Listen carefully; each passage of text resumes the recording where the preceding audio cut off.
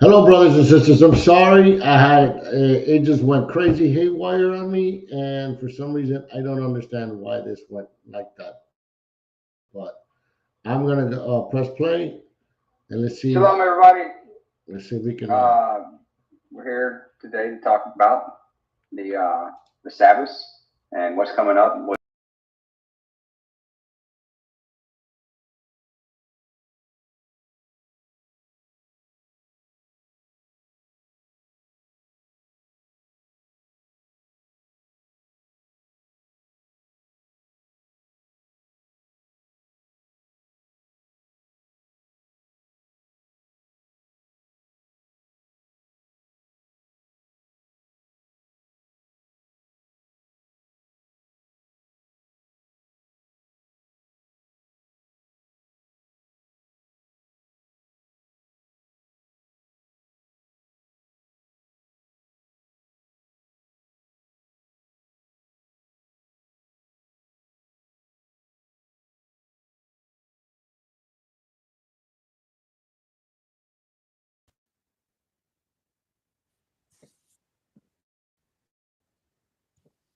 Shalom, everybody.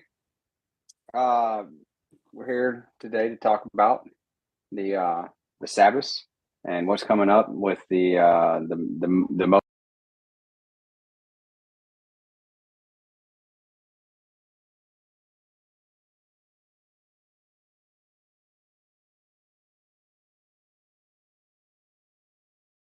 high Sabbaths that are coming up here at the beginning.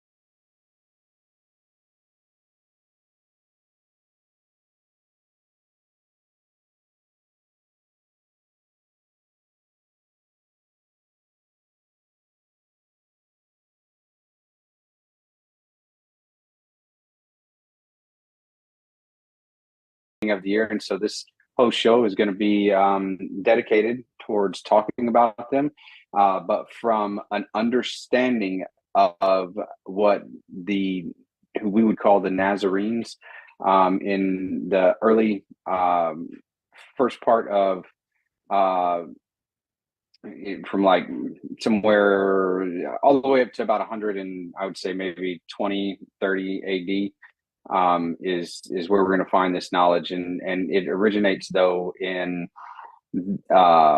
it originates with the Zadokite priesthood, and so we follow them through the Dead Sea Scroll writings, and we understand the writings that are called the Apocrypha writings, and then also Torah and the books of the prophets and the New Testament. We use those. We use the Book of Jubilees and the Book of Enoch. We line all of them up in order to understand what they understood. So that's what this show is going to be about, highlighting the Sabbaths and the Moeds.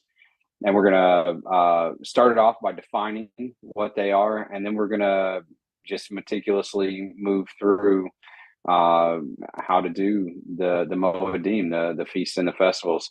I got Drew Bishop with me here. That is, he's going to talk a little bit about a thing or two. Drew, you can introduce yourself if you'd like. Shalom, Drew Bishop. Been studying with Toby for about 5 years now.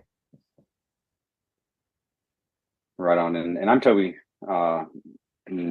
This is one of our first videos that we've done for our own site. So this is how we understand it. Our group that we all get together and study together. This is how we understand to do these. So we really don't matter. It's more is what the text says. So we're going to just go ahead and move right into it. So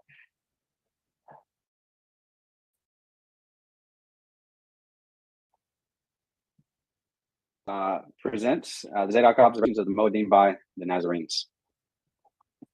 and the moeds and the Sabbaths, the basics on them. So we start off by defining the Sabbath. It's Strong's 87673, a primitive root to repose, that is, desist from exhortation. That's generally how we understand it. We can read through it further, used in many implied relations, causatively, figuratively, and specifically, cause to, let, make to, so cause to cease, cause to celebrate, cause make to fail, cause to keep the Sabbath, suffer, to be lacking, leave, put away, put down, make to rest, rid, steal, take away. All right, so all applicable understandings of the Sabbath, but we understand we're supposed to rest from our works. And in the seventh day, this is where it's first used, Genesis 2:2-3. And in the seventh day, Elohim completed his work which he had done, and he rested on the seventh day from all his work which he had made. And Elohim blessed the seventh day and set it apart, because on it he rested from all his work which Elohim in creating had made. That's Genesis 2:2-3. And then Exodus 28-11. Remember the Sabbath day to set it apart.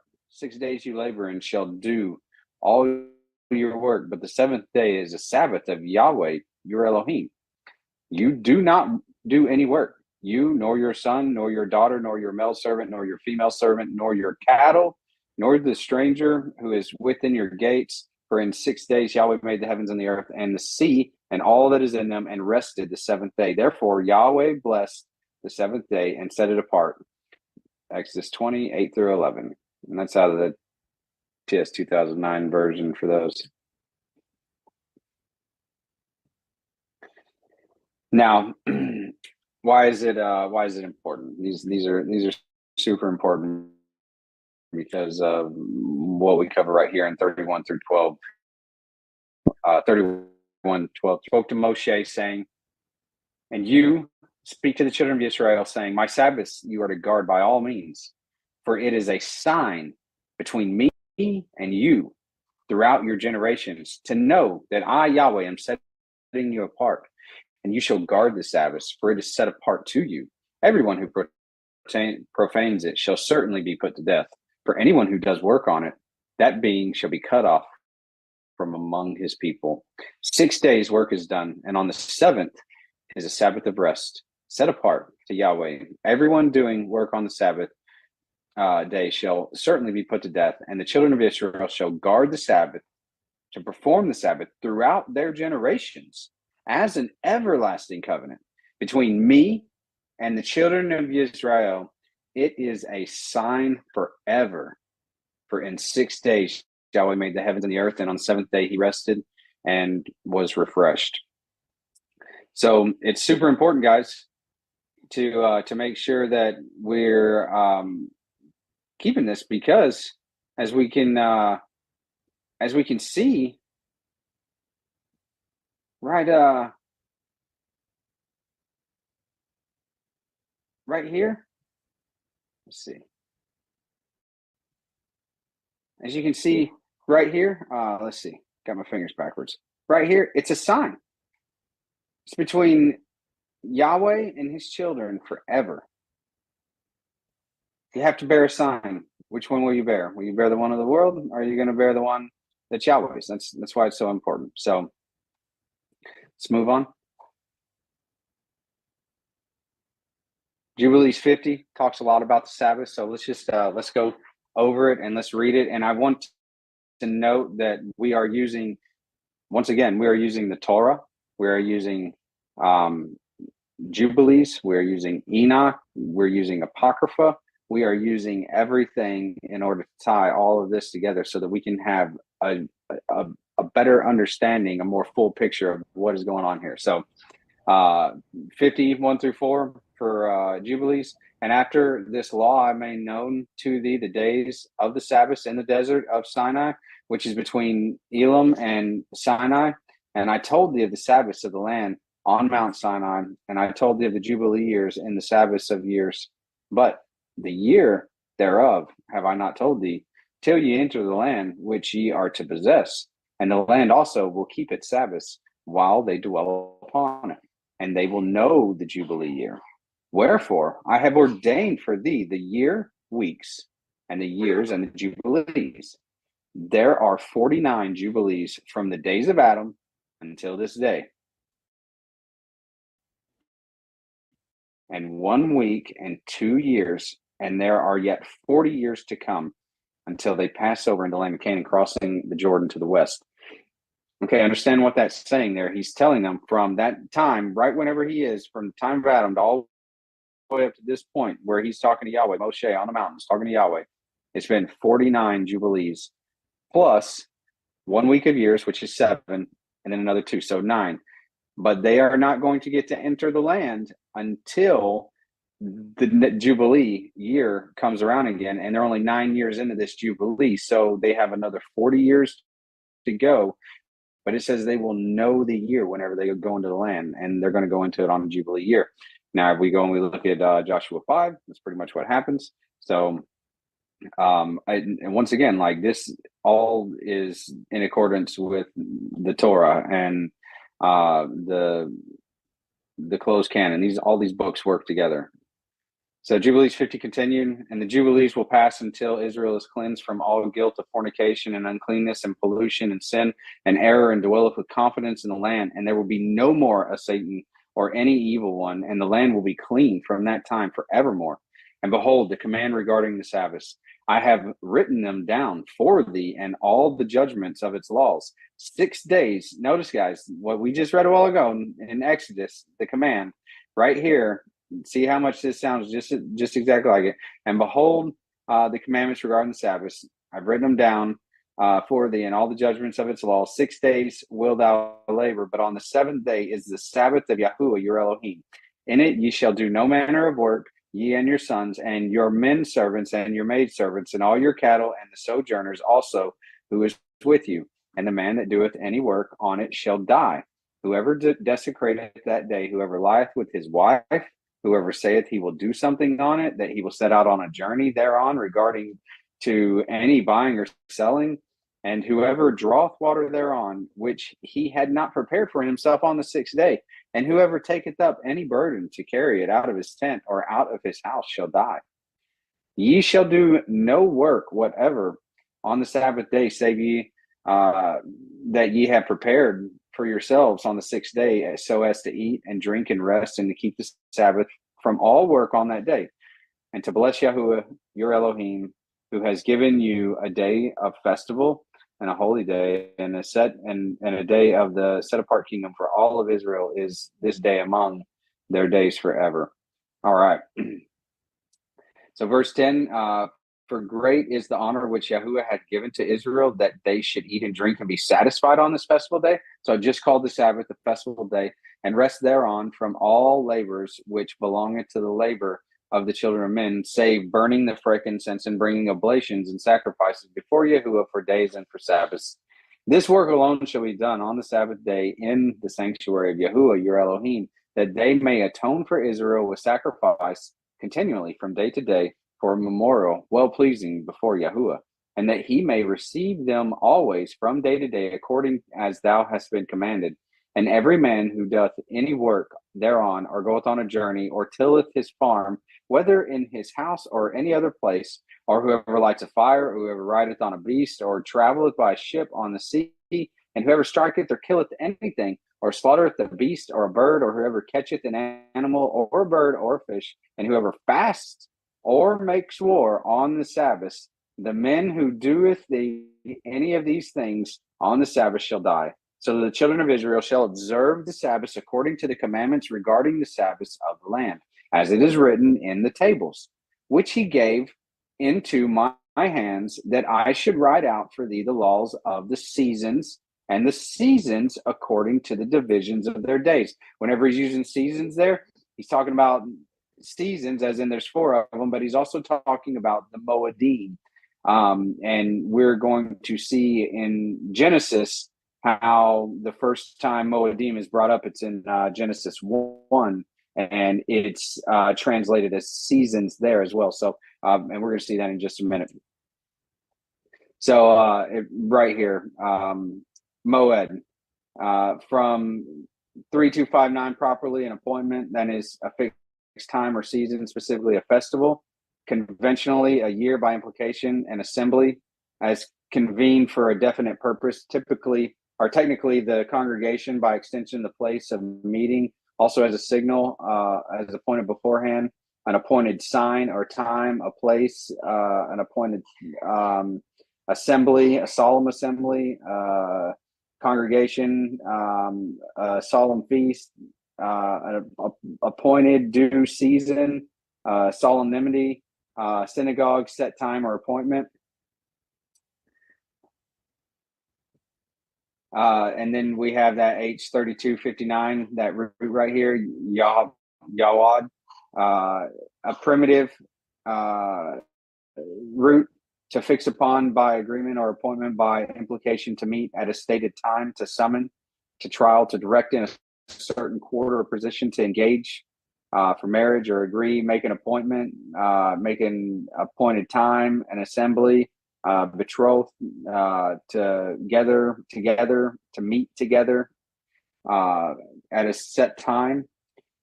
So that's the moed, or the moedim is the plural for that. And right here in Genesis 1:14, and Elohim said, "Let lights come to be in the expanse of the heavens to separate the day from the night, and let them be for signs and appointed times." That's the moed, and for days and for years. And that's the TS 2009 version. Now, to get all of them, we have to go to Leviticus 23. Okay, and so in Leviticus 23, there's a lot more than just that. So I've cut a little bit out in regards to some of the grain offerings and that stuff, and just gonna highlight what we typically are able to do. Some of it, but not so much, but the majority. So Leviticus 23, and Moshe spoke to Moshe, and Yahweh spoke to Moshe, saying, "Speak to the children of Israel and say to them, the appointed times, or the Moedim of Yahweh, which you are to proclaim as a set apart gathering, my appointed times are these." Notice here, the first one, 6 days work is done, but the seventh day is a Sabbath of rest, a set apart gathering. You do no work. It is a Sabbath to Yahweh in all your dwellings. So the first one's the Sabbath day. So that takes precedence. So one of the key things that we need to make sure in order to understand how these early understanders and believers of this practiced the Moedim, nothing interfered with the Sabbaths. None of them overlaid across each other. They did not interfere with each other. So right here it says that the number one is the seventh day. So moving right on, these are the appointed times of Yahweh set apart gatherings, which you are to proclaim at their appointed times in the first new moon or new month. If you go in there and you word search that word moon, it also has month, and so it's interchangeable, and a lot of times it makes a lot more sense to say month. And on the 14th day of the new month, between the evenings, is the Pesach, and on the 15th day of this new month is the festival of Matzah to Yahweh. 7 days you eat unleavened bread, and on the first day you have a set apart gathering. You do no servile work, and you shall bring an offering made by fire to Yahweh for 7 days. On the seventh day is a set apart gathering. You do no servile work. And Yahweh spoke to Moshe, saying, "Speak to the children of Israel, and you shall say to them, when you come into the land which I give you, and shall reap its harvest, then you shall bring a sheaf of the first fruits of your harvest to the priest, and he shall wave the sheaf before Yahweh for your acceptance. On the morrow after the Sabbath, the priest waves it. And on that day, when you wave the sheaf, you shall prepare a male lamb, a year old, a perfect one, as an ascending offering to Yahweh. And you do not eat bread or roasted grain or fresh grain until the same day that you have brought an offering to your Elohim, a law forever throughout your generations and all your dwellings. And the morrow after the Sabbath, from the day that you brought the sheaf of the wave offering, you shall count for yourselves 7 complete Sabbaths. Until the morrow after the seventh Sabbath, you count 50 days. 7 weeks of 7. The next first day in that next week of 7 is 50. And that's what that means. Then you shall bring a new grain offering to Yahweh, and on this same day you shall proclaim a set apart gathering for yourselves. You do no servile work on it, a law forever in all your dwellings throughout your generations. And Yahweh spoke to Moshe, saying, speak to the children of Israel, saying, in the 7th new month, on the first day of the new month, you have a rest, a remembrance of Teruah. You do no servile work, and you shall bring an offering made by fire to Yahweh. And Yahweh spoke to Moshe, saying, on the 10th day of the 7th new month is Yom HaKippurim. It shall be a set-apart gathering for you, and you shall afflict your beings, and you shall bring an offering made by fire to Yahweh, and you do no work on that same day, for it is Yom Kippurim, to make atonement for you before Yahweh your Elohim. For any being who is not afflicted, for any being who is not afflicted on that day, he shall be cut off from his people. And any being who does any work on that same day, that being I shall destroy from the midst of his people. You do no work, a law forever throughout your generations, and in all your dwellings. It is a Sabbath of rest to you, and you shall afflict your beings. On the 9th day of the new moon at evening, from evening to evening, you observe your Sabbaths. And Yahweh spoke to Moshe, saying, speak to the children of Israel, saying, on the 15th day of this 7th new moon is the festival of Sukkot. For 7 days to Yahweh. On the first day, it is a set-apart gathering. You do no servile work. For 7 days, you bring an offering made by fire to Yahweh. And on the 8th day, there is a set-apart gathering for you, and you shall bring an offering made by fire to Yahweh. It is a closing festival. You do no servile work on it. These are the appointed times of Yahweh, which you proclaim as set-apart gatherings to bring an offering made by fire to Yahweh as an ascending offering and grain offering, a slaughtering and a drink offering as commanded for every day. On the 15th day of the 7th new month, when you gather in the fruit of your land, celebrate the festival of Yahweh for 7 days. And on the first day is a rest, and on the 8th day is a rest. And you shall celebrate it as a festival to Yahweh for 7 days in the year, a law forever in your generations, celebrated in the 7th new month. Thus did Moshe speak of the appointed times of Yahweh to the children of Israel. So that's Leviticus 23, 1 through 12, 12 through 16, 21, 23 through 37, 39, 41, and 44. So those are all of the Moed. These are all the ones that we went over. I got this picture right here from Torah is Light. If you want to go check it out at their website, I left it up top so you can hit pause and you can go check that out. Anyways, this is everything that's covered. So this is the visual of the calendar with Sabbaths. The days of remembrance aren't in there. But Passover, unleavened bread, first fruit, Shavuot, new oil, new wine, Yom Teruah, Yom Kippur. So those are all on there. The days of remembrance happen whenever we see on this particular one. They're not exactly pointed out, but they are on here. So right here we have the spring equinox, and then we have the summer solstice, then we have the fall equinox, and then we have the winter solstice, and then we repeat again right here with the winter or the spring equinox. So our days of remembrance are going to fall around there, and we are going to on those days, and we are going to actually look at that here in just a minute on another chart so that we can understand it more fully. Is there anything that that you would like to add, Drew?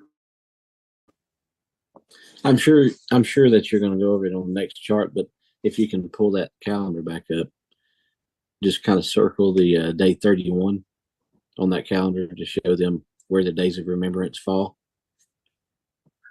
Yep.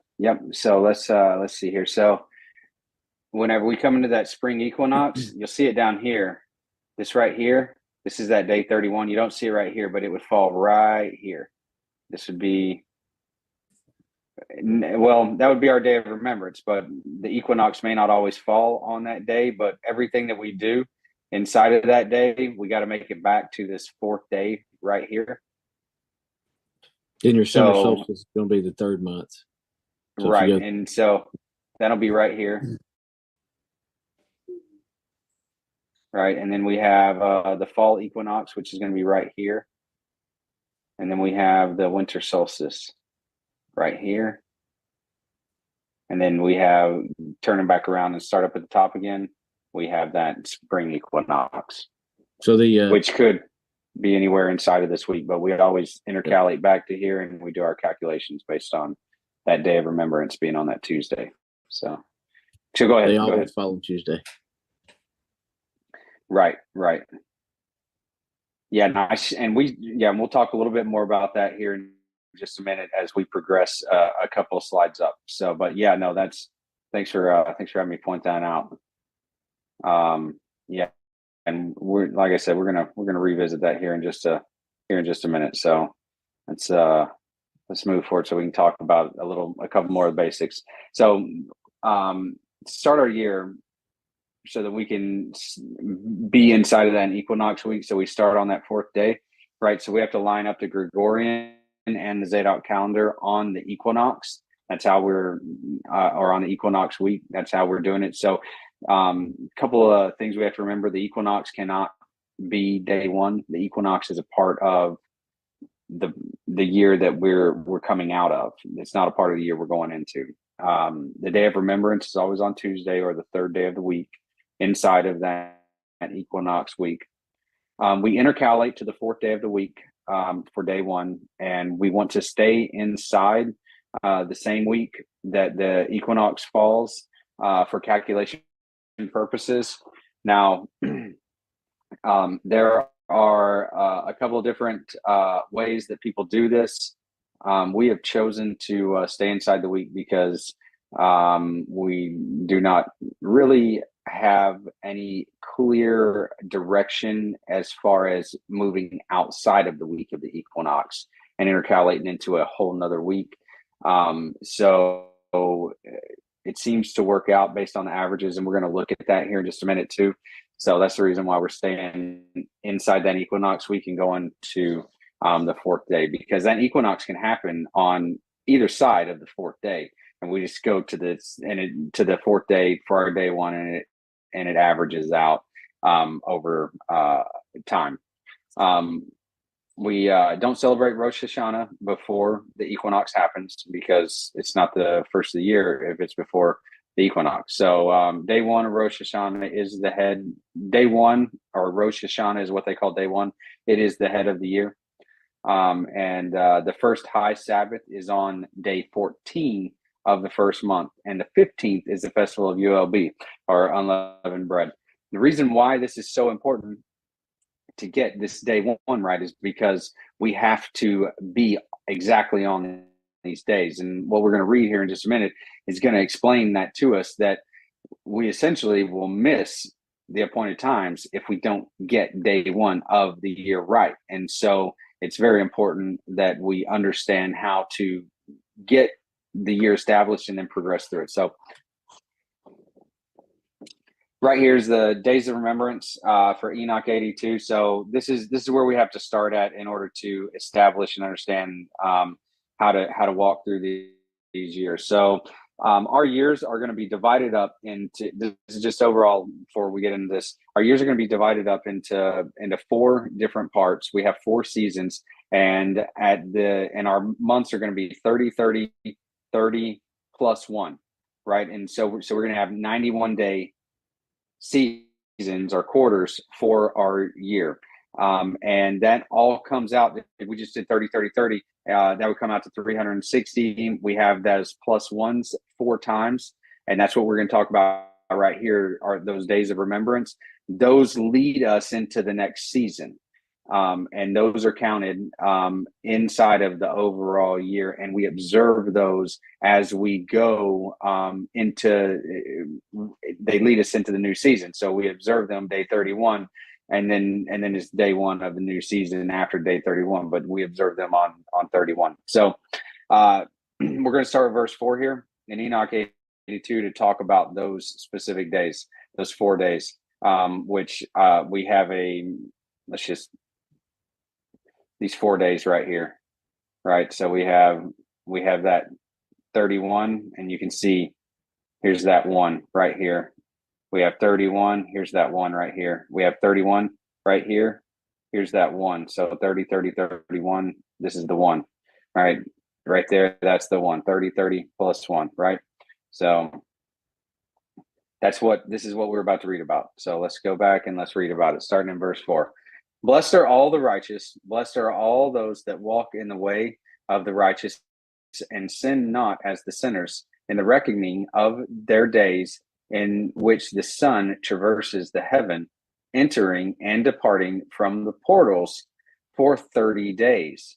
That's a month, the solar month, 30 days, with the heads of thousands of the order of the stars, together with the 4 which are intercalated, which divide the 4 portions of the year. Okay, so that right there is what we're talking about. The 4 which intercalated divide the 4 portions of the year, right? Which lead them and enter with them 4 days, owing to them men shall be at fault and not reckon them in the whole reckoning of the year. So they're going to take them out. Yea, and men shall be at fault and not recognize them accurately, for they belong to the reckoning of the year and are truly recorded thereon forever. One in the first portal, one in the third, one in the fourth, one in the sixth. And the year is completed in 364 days. Notice that, 364 days. That is, once again, a repeat of what we see in all the other documents, 364 days. And the account thereof is accurate, and the reckoning thereof exact for the luminaries, the months, and the festivals, and years and days, has Uriel shown and revealed to me, to whom Yahuwah of the whole creation of the world has subjected the host of heaven. And listen to this, is really interesting. And he has power over night and day in the heaven to cause the light to give light to men, the sun, moon, and stars, and all the powers of the heaven which revolve in their circular chariot. It's pretty interesting, I thought. And these are the orders of the stars, which set in their places and in their seasons and festivals and months.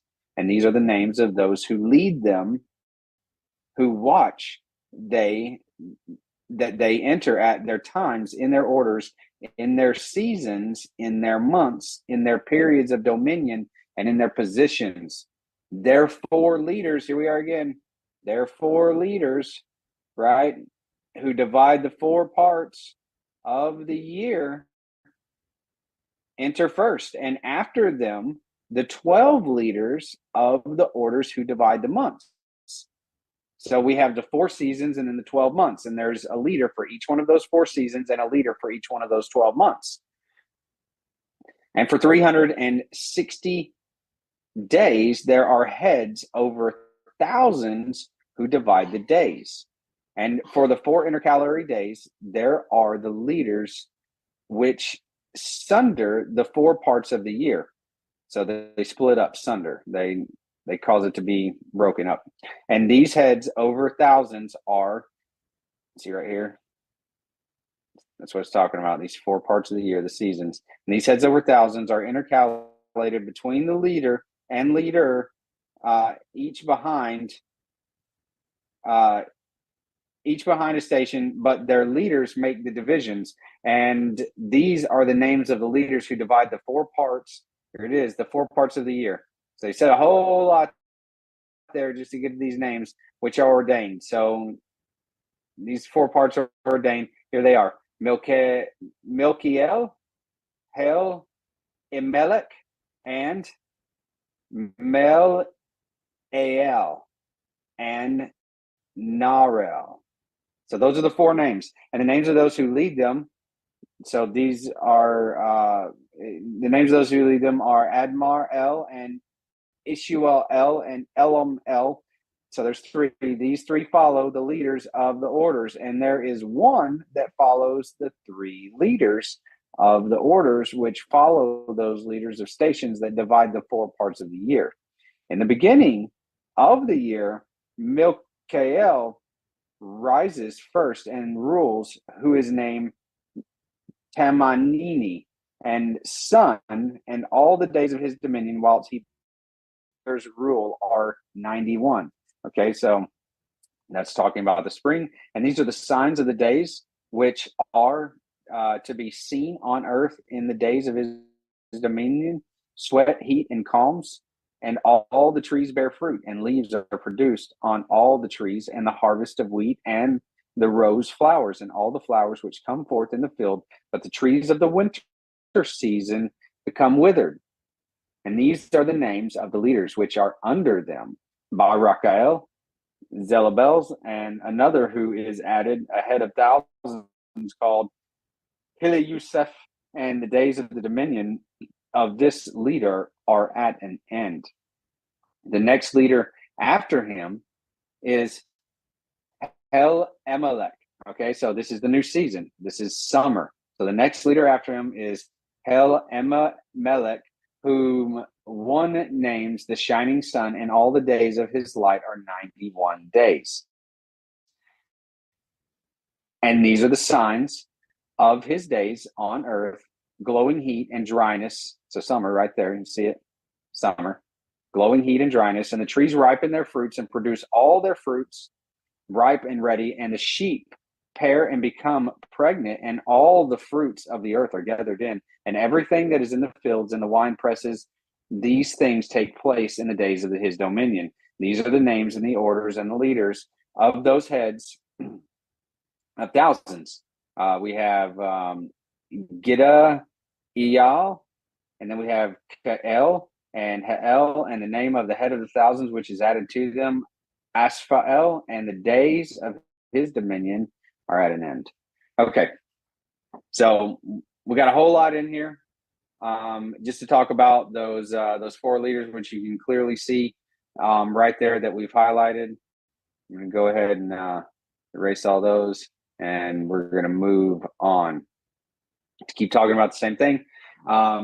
So this is also covered in Jubilee 6, so that we can understand it from another text, so that see that this all lines up with each other. So starting in verse 23 of Jubilee 6, and I want you to understand this once again, that new moon, of the first month, that's talking about the season. It's the new season of the first month, and the new season of the 4th month, and the new season of the 7th month, and the new season of the 10th month. These are the days of remembrance.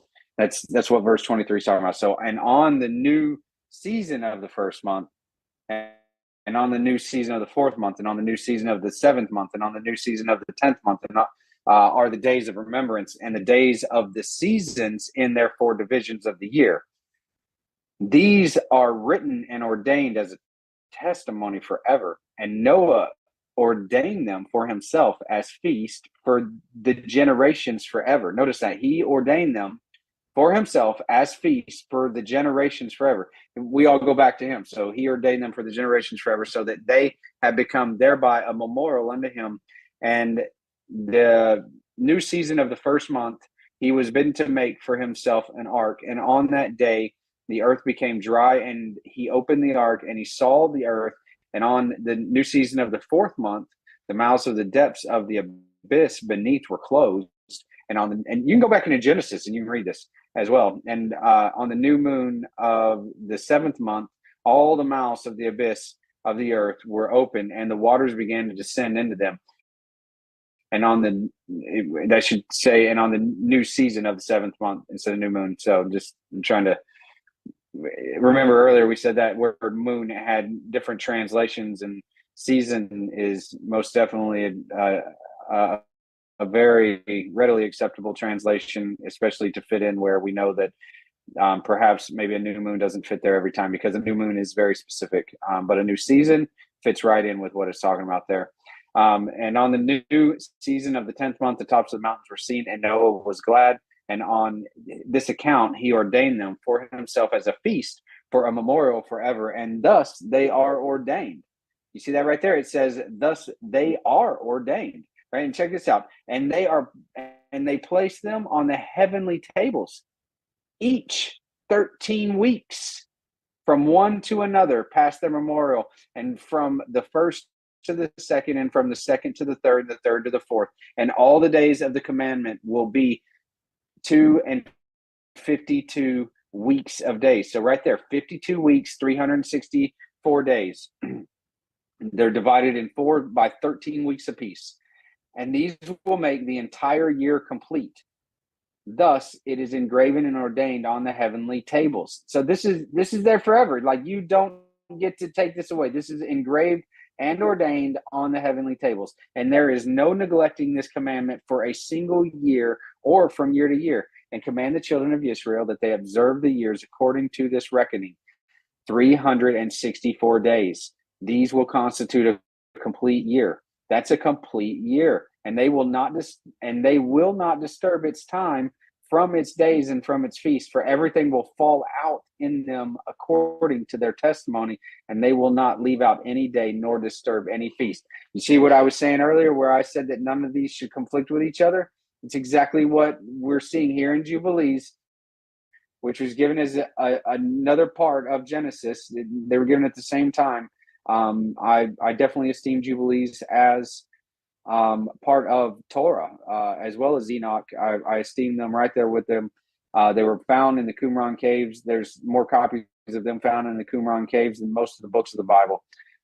So I definitely would say that at a very minimum, these guys, these Nazarenes who followed the Zadokite way, and who themselves were Zadok as well, some of them, they would have done this. They would have understood all this like this, and they would have reckoned the years 364 days, all these rules, 52 weeks in them. They would know that these are written on the heavenly tables. They wouldn't neglect them, and they would keep these remembrance days, these first days of the new seasons. So, but if you do all these right, then you won't disturb any of the Sabbaths, any of the Moedim or the Sabbaths. None of them will be disturbed. But if they do neglect and do not observe them according to his commandment, then they will disturb all their seasons, and the years will be dislodged from their order, and they will disturb the seasons, and the years will be dislodged, and they will neglect their ordinances. And all the children of Israel will forget and will not find the pass of the years, and will forget the new moons or months and seasons and Sabbaths, and they will go wrong as to all the order of the years. For I know, and from henceforth shall I declare it unto thee, and it is not of my own devising, for the book lieth written before me, and be those who will assuredly make observations. Let's see, I think it lies written before me, and on the heavenly tables the division of the days is ordained, lest they forget the feast of the covenant and walk according to the feast of the Gentiles. Now, hang on. Let's just pump the brakes and let's talk about it. Lest they forget the feast of the covenant. I don't know too many Christians that know any of the feasts of the covenant, and they walk according to the feast of the Gentiles after their error and after their ignorance. I was raised in the feast of the Gentiles. They are not the biblical feast. We are right now, what we're doing, studying, these are the biblical feasts. Christmas, Easter, Thanksgiving, Valentine's Day, St. Patrick's Day, all those times that we're raised in, those are the feast of the Gentiles. Remember earlier I said his Sabbaths are a sign. All the Moeds are Sabbaths. You have Sabbaths and high Sabbaths. You bear the sign of his Sabbath, or you bear the signs of the Gentiles' feast. Okay, moving on.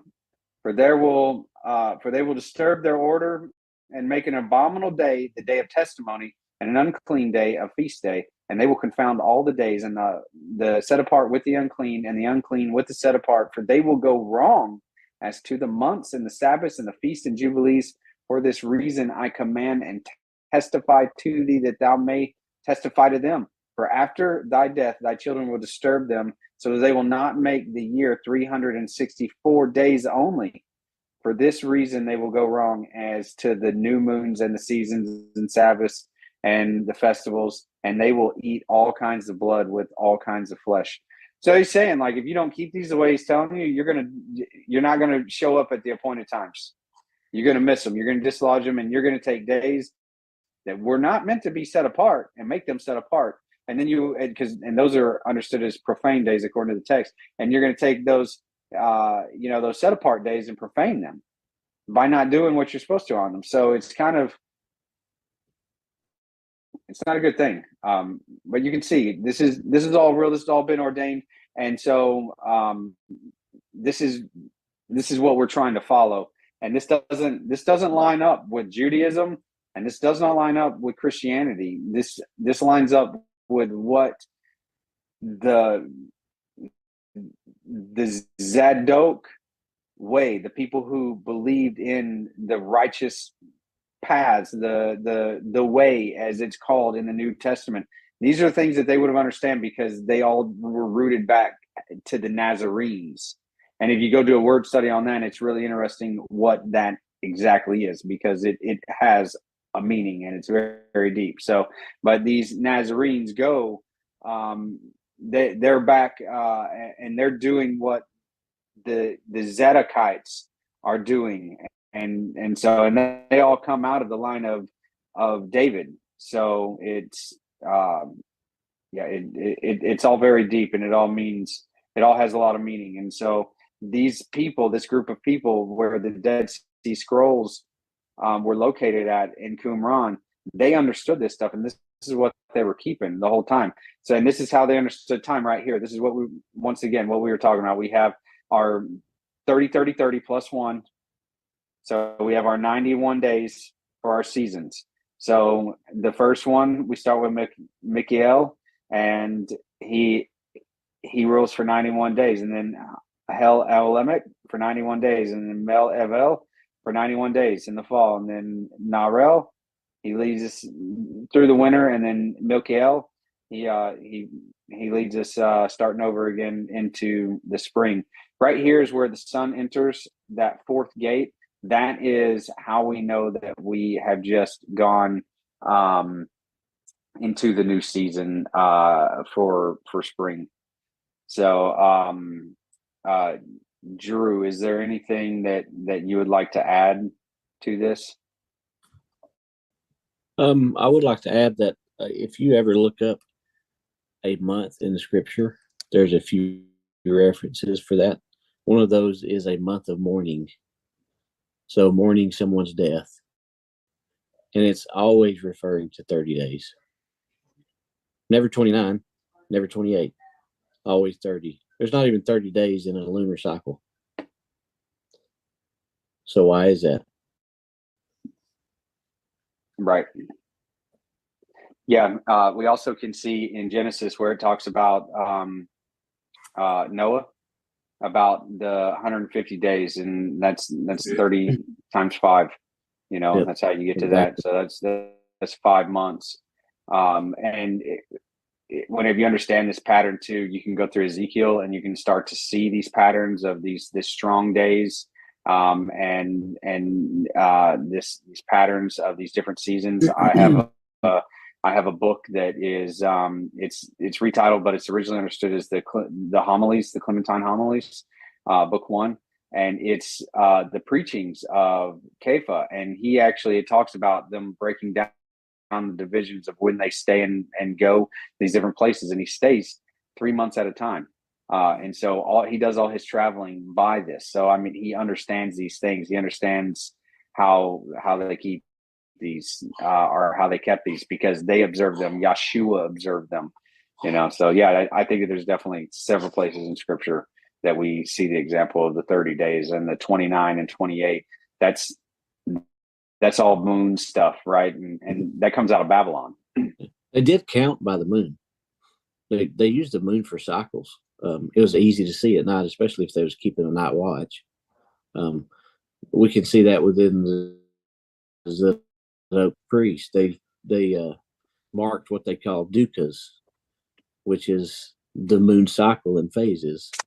So you could still count by the moon using its phase because they knew exactly what day it was based on what phase it was in, waning, waxing, full, or new. But that doesn't mean it's a month. It doesn't mean they use the moon for months. That's not how that works. There's a separate word for moon and a separate word for month in scripture. There is. Yep. Moon is Yerach. Yes. Right. And whenever they went into the new land, what was the first thing he did? They conquered the power center, the epicenter of the power of the moon. Yeah, Yerach Ho, the city of the moon. I would also like to say that we do have in the Dead Sea Scrolls writings where they actually line up and overlay the different they call them oath, the different signs that we see in the heavens, and we get those writings in 319 or 4Q 319, 320 and 321, and they have some like they break it down between Alpha, Bravo, and then there is another text, a little bit harder to find. I was reading it last night though, after Drew and I talked about it, but there's 324D is what it's known as, but there was like 60 different little parchment pieces that made that up, and so it was actually there were a lot more nomenclatures to them with the alphabet, but they kind of whenever they got it all together, they summarized it all as just D 324D. So it's what 4Q 324D, I think. Is that the full thing of it, Drew? Yeah, that's correct. 4Q 324D. So but they do write about the crescent moon. They write about the veiled moon. They write about the Duke or the Duca that Drew was just talking about, and then the full moon. So anything else to add, Drew? No, I think that's it for now. All right, we'll keep moving right on through this, and I just want to hit on this one more time, just so that we are all understanding it. So, right here above me, right here above me, we see that we do have the 30, and then we got the 30, and then we got the next 30, and it's a +1. Right. So that's very important to understand. Everything we've been reading about is about these days of remembrance. That is right here, these +1s right here. So that's what understanding these cycles is what we need to know, in order to make it through the calendar year, because we'll mess it up if we don't understand these things, just as Enoch just told us that you can't mess this up and make it through. So, all right. All right. So this is an interesting slide. Don't be overwhelmed by it. I want y'all to take note of, I've highlighted the 20th from the years 2023 all the way to the years 2040. This is extremely important to understand whenever we're doing our intercalation, why we're just going to stay inside the same week. So look at the 20th in 2023. That was on a Monday. In 2024, that's on a Wednesday. So it skipped a day, right? Excuse me. And then 2025, it's on a Thursday. 2026, it's on a Friday.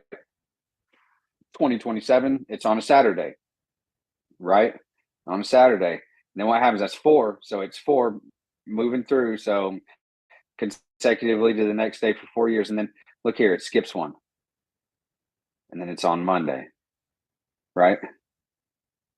And here we go. Come back down to here. So 2028. Here's 2029.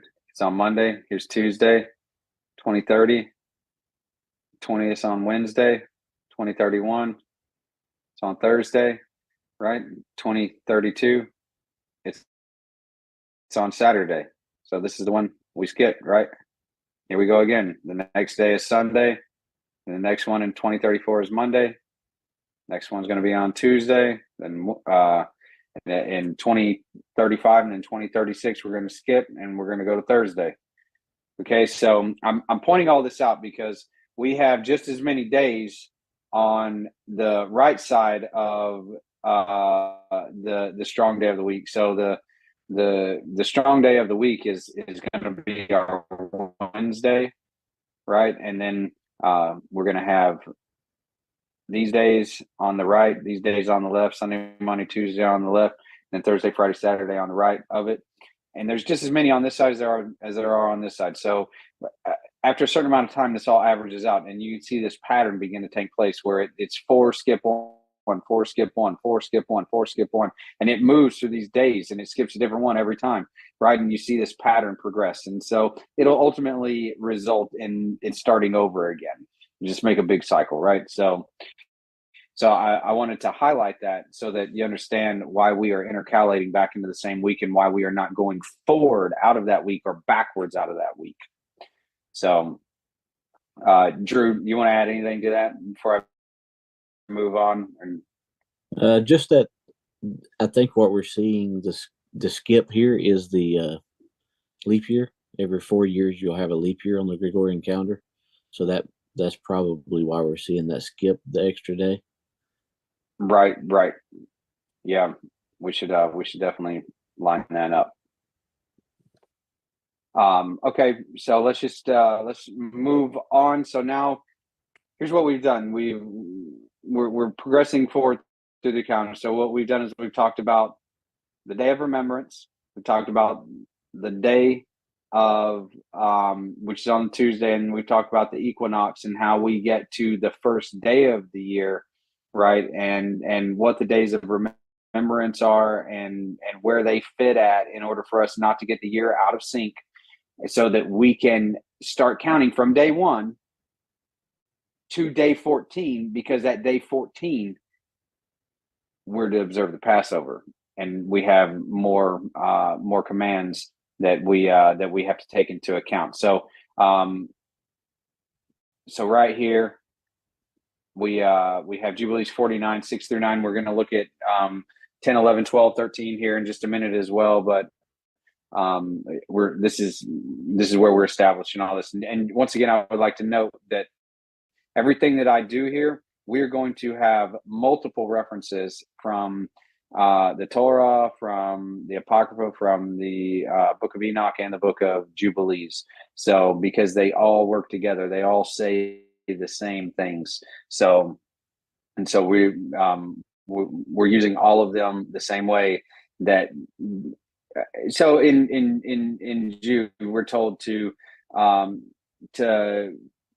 search for the faith of the saints of old. That's what we need to have, right? And then in Jeremiah, we're told to stand in the path and ask for the old ways. Stand in the way and ask for the old paths.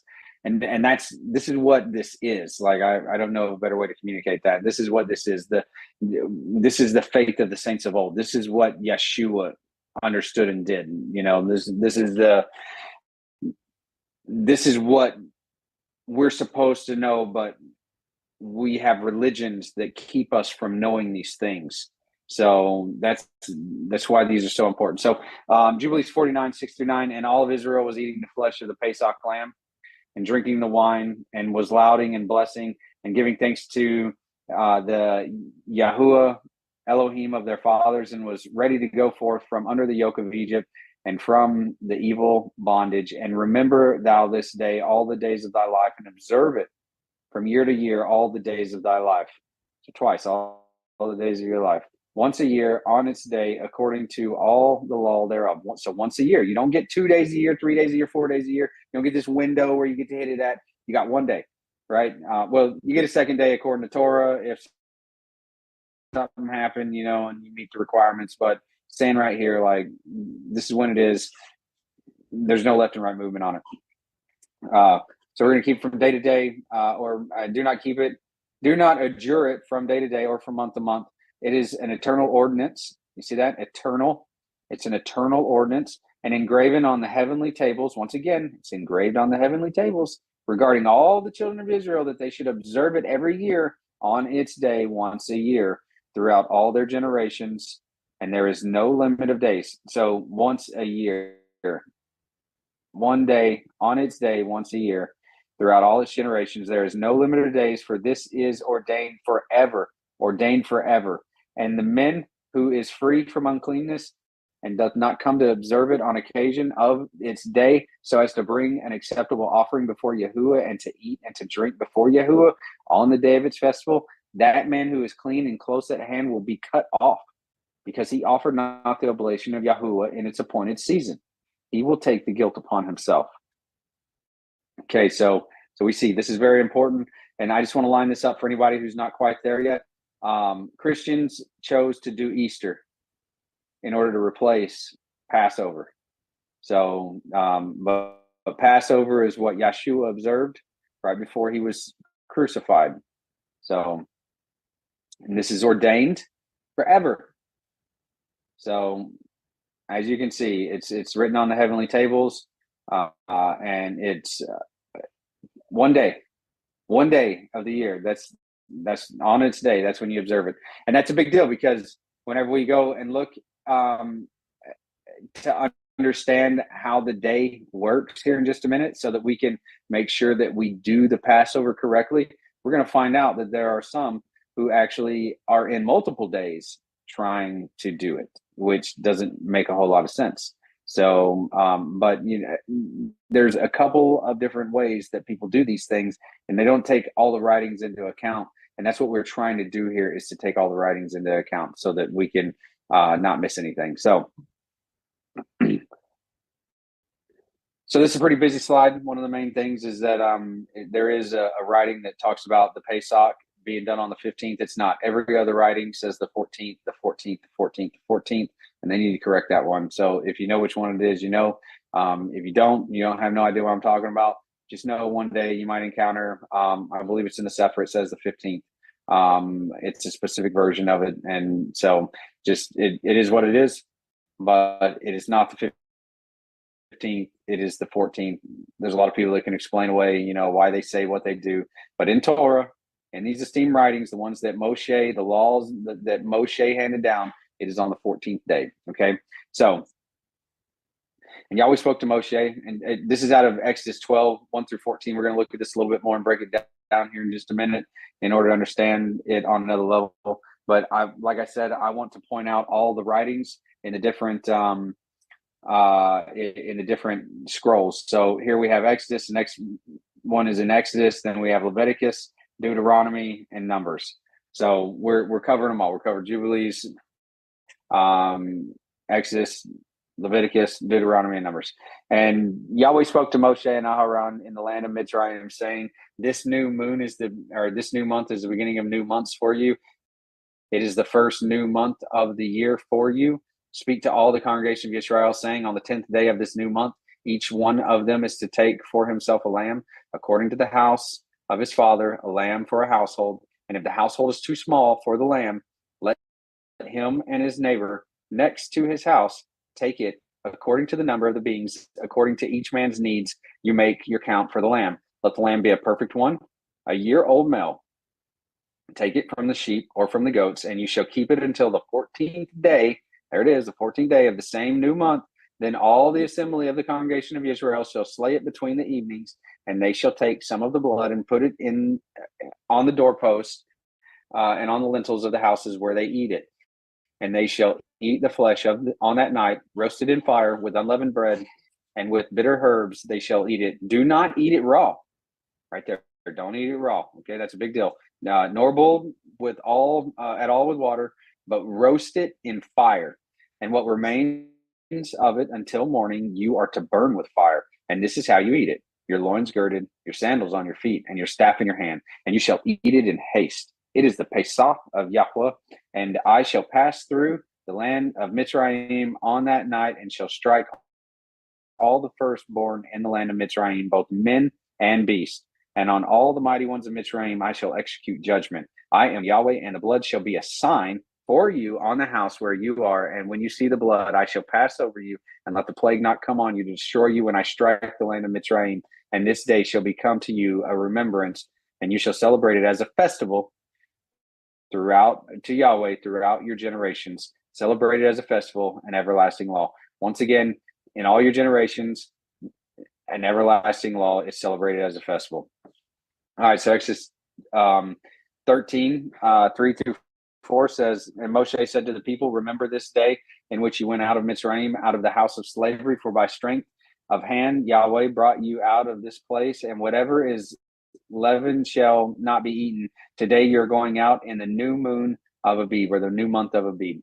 Okay, and in the first new moon on the 14th day of the new month, between the evenings is a Pesach to Yahweh. That's Leviticus 23:5. And then Deuteronomy 16:1 through 7. Guard the new moon of Abib, or the new month of Abib, and perform the Pesach to Yahweh your Elohim. For in the new month of Abib, Yahweh your Elohim brought you out of Mitzrayim by night. And you shall slaughter the Pesach to Yahweh your Elohim from the flock and the herd in the place where Yahweh chooses to put his name. Eat no leavened bread with it for 7 days. You eat unleavened bread with it, bread of affliction, because you came out of the land of Mitzrayim in haste, so that you remember the day in which you came out of the land of Mitzrayim all the days of your life. And no leaven should be seen with you in all of your border for 7 days. Neither should any of the meat which you slaughter in the evening on the first day stay all night until morning. You are not allowed to slaughter the Pesach within your gates, which Yahweh your Elohim gives you, but at the place where Yahweh your Elohim chooses to put his name, or to make his name dwell. There you slaughter the Pesach in the evening at the going down of the sun. At the appointed time you came out of Mitzrayim, and you shall roast and eat it in the place which Yahweh your Elohim chooses. And in the morning you shall turn and go to your tents. So I want to talk about a couple things in this verse right here that need to be looked at a little bit harder. At the going down of the sun, right here, we're gonna hone in on this just a little bit more. We're gonna understand that, because that right there, the way it's translated in English, it does not line up with what's translated in the ancient Hebrew. Also, let's talk about you're not allowed to slaughter the Pesach within any of your gates, right here, which Yahweh your Elohim gives you. Okay, but at the place where Yahweh chooses to make his name dwell. Now, we don't have a temple anymore that we can go do that, and we all know that Yeshua gave us a way to be in covenant with the Father again. And so whenever we're in covenant with the Father, his name is with us. We bear his sign whenever we're keeping his ways, doing his Sabbaths, his Moedim, making sure that we're walking in those righteous paths, the narrow way, the Zadok way, the Zadokai way. If we are doing those things, and then we bear his sign and his name, and we understand that because of what Yeshua did for us on that death stake, where he literally gave his life to make atonement for our sins, right? And so we can do this observance, this remembrance, wherever we are, because that's where Yahweh has put his name, is with us. We are the temple of his spirit. So we're going to talk about that just a little bit more, especially the going down of the sun. We're going to define that here in the next couple slides. So let's go to Numbers real quick. Numbers 9, 1 through 3, 11, and 10 through.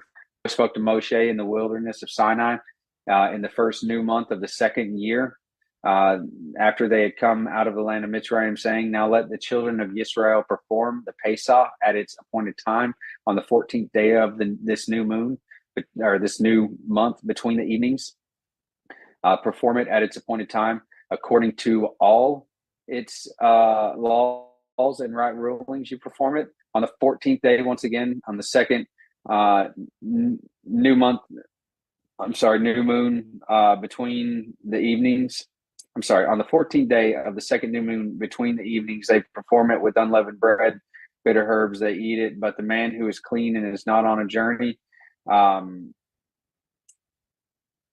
has failed to perform the Pesach, that same being shall be cut off from among his people, because he did not bring the offering of Yahweh at its appointed time.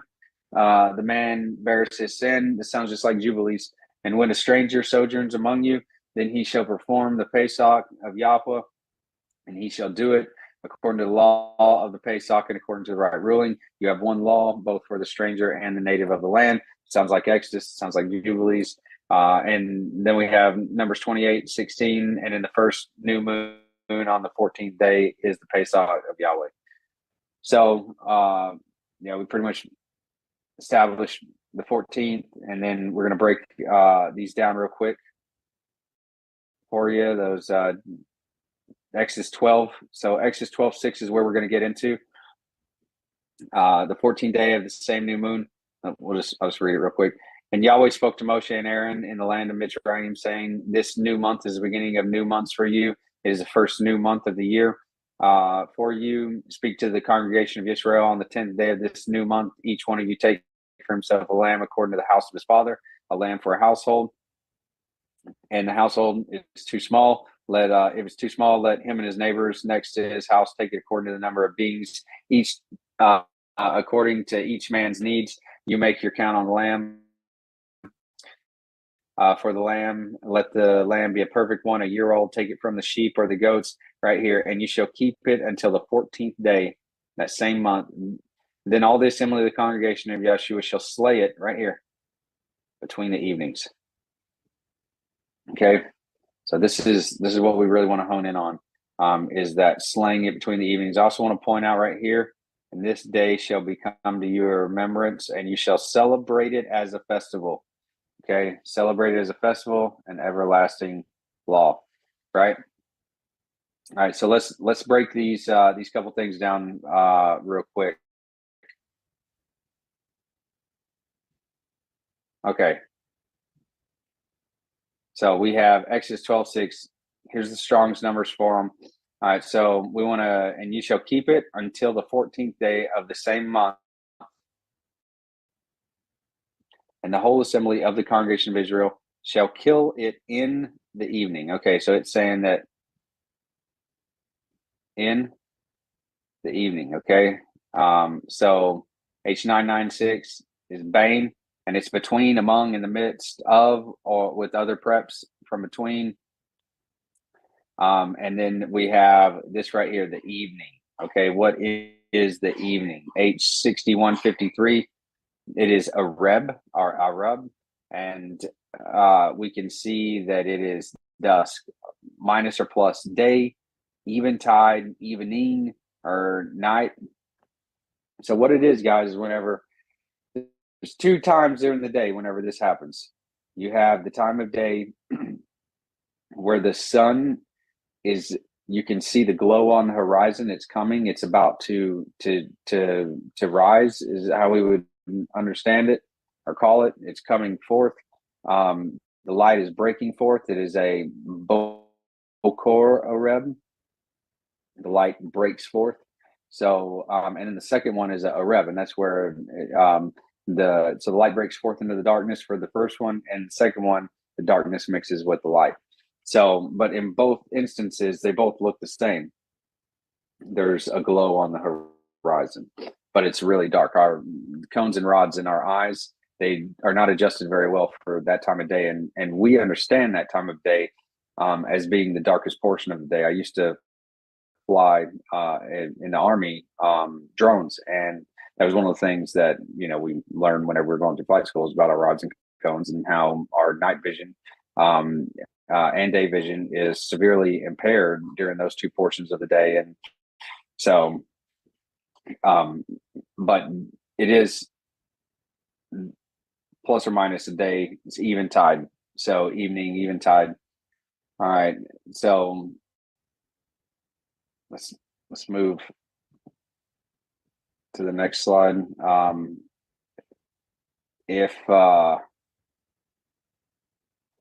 If we want to understand, exactly how the day is going to work, then we need to go back to Genesis or Bereshit 2-5, where we first see it. So, and the earth came to be formless and empty, and darkness was on the face of the deep, and the spirit of Elohim was moving on the face of the waters. And Elohim said, let light come to be, and light came to be. And Elohim saw the light, that it was good. And Elohim separated the light from the darkness, and Elohim called the light day, the darkness he called night. And there came to be evening. He was working during the day, right? Lights are on. Lights start dimming. Came to be that evening, that eventide. And then there came to be morning.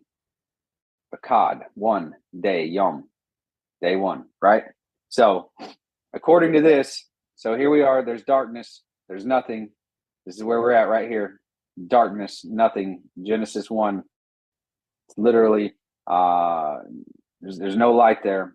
We don't get the concept or the understanding of time without light.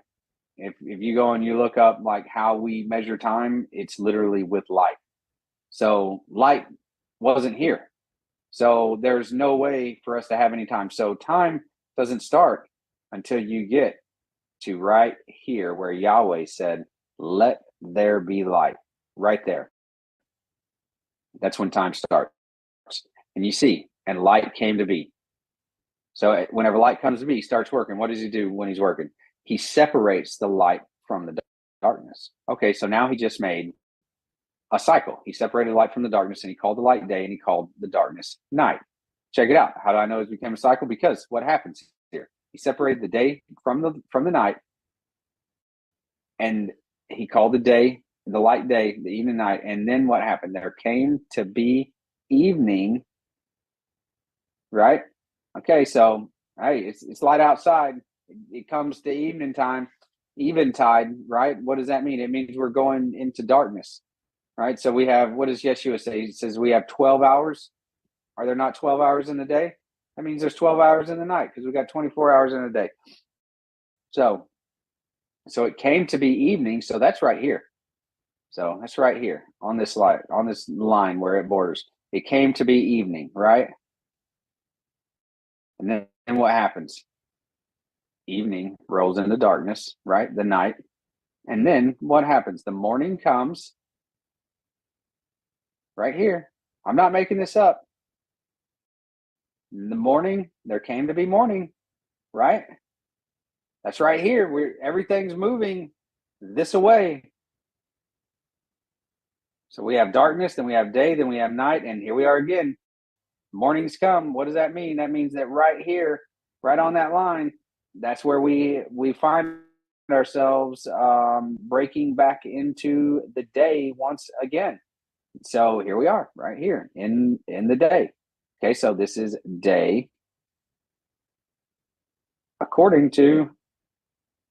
so this was day 1. So now we're in day 2. So Yahweh works during the day, doesn't work at night. It's the same thing he commands us to do, work in the day, and rest at night. So that's how a day works. Okay, now the reason it's so important to understand how this day works is because here in Jubilees, guess what we're going to have to do? We're going to have to put that knowledge into action, because here's a day, here's a night. It's broken up into 3 parts, and it's according to what the text says. We're going to read it. The day has 3 parts in it. The night has 3 parts in it. Okay, we're 6 o'clock, 10 o'clock, 2 o'clock, 6 o'clock, 10 o'clock, 2 o'clock. Okay, the 6 o'clock, those are our even tides. Those are our evenings, even times. Okay, so let's see what Jubilees has to say about what we're supposed to do as far as the lamb goes in Jubilees 49, 10 through 12. All right, it says, so let the children of Israel come and observe the Passover on the day of its fixed time. So on the day of its fixed time, it's fixed, right? It can't move. We already established that. And so that's the 14th day of the first month. 14th day of the first month, which is the month of Abib. So between the evenings, right? So we're going to get into that. From the third part of the day to the third part of the night, for 2 portions of the day are given to the light, and the third part to the evening. You hear that? 2 portions of the day. Look at that, 2 portions of the day. So there's 3 portions. 1, 2, 3, right? A third part to the evening, 2 to the light, a third part to the evening. We can see that here with how it's color coded. That ain't black, that's brown. It's kind of a mixture of the golden and the black. So that's why it's brown. All right, so that is that which Yahuwah commanded thee. So this is what he commanded us, that we should observe it between the evenings. And it is not permissible. Here we go, right here. This is where we're going to find everything out, right here. And it is not permissible to slay it during any period of the light, but during the period bordering on this one right here, bordering on the evening, and let them eat it at the time of the evening until the third part of the night. Okay, so the only time that we are authorized, as I understand this, and we're gonna verify this with Ezra, the only time that we are allowed to slay it is on that time bordering with the evening. Okay, so so this right here is going to be our block of time, that our 4 hours from 6 to 10. This is going to be our 4 hours that we're allowed to slay. Now, this is whenever the darkness touches, and I got another one to show you here in just a minute to make it a little more clear, hopefully, if you don't understand this. But this is whenever the dark fades into the day, and then back over here, this is the evening. This is the portion where the day fades in to the night, right? So we have those two portions. So those two, right? And this is the only one that one of these we're authorized to slaughter it in, but if we're not supposed to eat it raw, and we slaughter it at this nighttime one, then that doesn't give us a whole lot of time to cook it and eat it, because by the time we hit this block right here of eventime again, we have to have had all of that lamb gone. It needs to be burned up, whatever wasn't eaten. So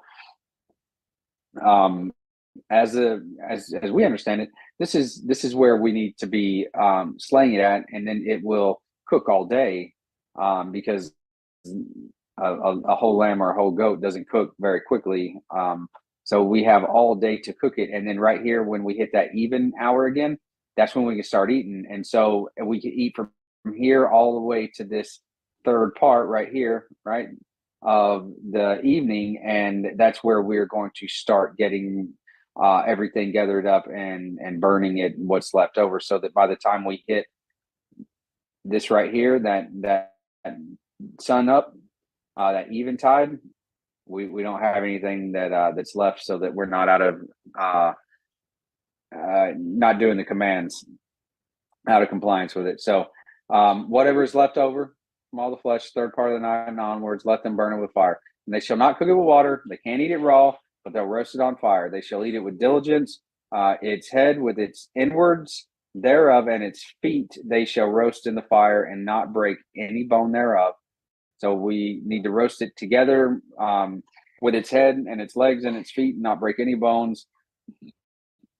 We don't cook it with the guts in it, because that's unsanitary, and we'll talk about that a little bit more. But we were able to not cook it with the guts in it, and we still remain compliant in cooking it whole. And we'll talk about that in a couple of slides. All right, so with fire, and do not break any of the bones thereof. For the children of Israel, no bone shall be crushed. For this reason, Yahuwah commanded the children of Israel to observe the Passover once again on the day of its fixed time, and they shall not break a bone thereof. For it is a festival day, a day commanded, and there may be no passing over from day to day and month to month, but on the day of its festival, let it be observed. And do thou command the children of Israel to observe the Passover throughout their days, every year, once a year, on the day of its fixed time, and it will come for a memorial well pleasing to Yahuwah. And no plague will come upon them to slay or to smite them in that year in which they celebrate the Passover in its season, in every respect according to his command. And to celebrate the Passover right there in its season, in every respect, according to what? To his commands, right? So Here's another understanding of how the day works. So right here we have our dawn, our eventide hour, and then we have that's the bordering part of the night right here. So this is the bordering part of it breaking into the day, and there are 3 parts for the day. This is 1, 2, 3, right? Yeah, 1, 2, 3. And then for the night, we have our 1, we have our 2, and we have our 3, right? And check it out. We have this even time, again, dusk, dawn, right? So now this is between the evenings for Jubilees 49. So the 3rd part of the evening, we're supposed to be gathering it up, getting ready to make sure that we are not trying to keep the Passover outside of its day. We have to have it all burned up, because once this even time comes again, that's day 15. Passover is over. All of it needs to be gone. All the lamb needs to be burned up if it hasn't been eaten by that time. And now we're going to go and we're going to check it out. Now, if you go look in the Bible, this is where you're going to find this at. But if you look in the Apocrypha, this is going to be 1 Ezra. And we're going to use that to try to understand this a little bit better. But before we go do that, let's talk about that between the evenings, because that's huge. So right here, at the going down, right? I said we were going to address this at the going down of the sun. Okay, so what does that mean? It says, but at the place which the master thy Elohim shall choose to place his name, in there thou shalt sacrifice the Passover at even. Right, there it is, at even. So at that eventide, at the going down of the sun, at the season that thou comest forth out of Egypt. All right, so let's define H935. Okay, according to the ancient Hebrew, H935, the filling of an empty space. Right there, the filling of an empty space. Let's see what this next one is. To fill a space by entering it. Okay, so the sun is going down, which we understand to mean to be leaving, right? It's not in that space anymore. It's leaving that space. And this is saying that the filling of an empty space. So I'm to understand that if the sun is going down, then it's leaving the place empty. But if it's coming in, then it's filling the empty space. So if we keep going down, to come or to go into a space to fill it, a void within oneself that desires to be filled. So another understanding of it. So it's still filling something, though. To fill a void by entering it, a place of entering, right? We have in the BDB, to go in,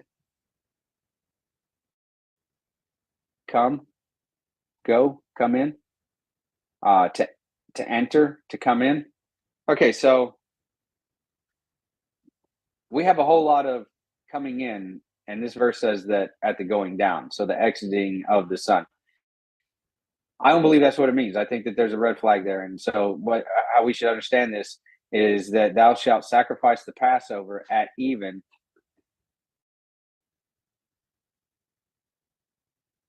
At the filling of the space of the sun, at the season that thou comest forth out of Egypt. That's how we should understand it. We should sacrifice the Passover at even, at the filling of the empty space with the sun at the season, right? So, Drew, you want to comment on that? Yeah, you could also use the word enter. Sacrifice the Passover at even, at the entering of the sun. At the entering of the sun. I mean, we would all understand that as sun rising, not sun setting. Right, because at the sunset, you don't fill the space. It's during the sunrise that the space becomes filled, to fill a space by entering it. If the sun's leaving, how is it filling a space? Yep. Yeah, that doesn't make any sense. Nope. And this is just another example of the lying pen of the scribes. They're twisting the scriptures to fit their own understanding. They came out of Babylon serving a Babylonian god, observing a Babylonian calendar. This is their understanding. Right. And if we go and we look this up and word search this is used over 2,000 times, and only 23 of those times is it used like this, where there's like a red flag where it's like, what? All the rest of them mean to exactly what it is, to fill a space by entering it, right? Yep, that's correct. And there's a word for down, and it's not H935. So if there's already a word for down, why not just put it here? Yeah, they didn't. They didn't put the word for down there. They put the word that means to fill an empty space. So understanding that, let's look at Ezra and let's see if we can't figure out, now that we understand how the day works, that the sun starts our day, right? And we have 3 portions of the day, and then we have 3 portions at night, and then it repeats again.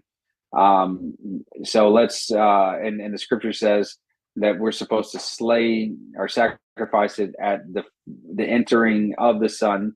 So let's see what Ezra 1 is. These guys are at a time when I think it's covered in Second Chronicles, actually, or in Chronicles as well. But this is all talking about a time when these people came out of slavery, out of bondage, and they found they have a book of the law that they are trying to come into compliance with, and so that is what this is talking about.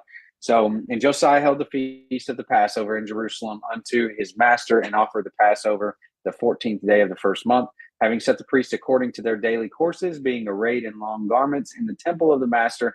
And he spake unto the Levites, the set apart ministers of Israel, that they should set themselves apart unto the master, to set the set apart ark of the master in the house of the house that King Solomon, the son of David, had built.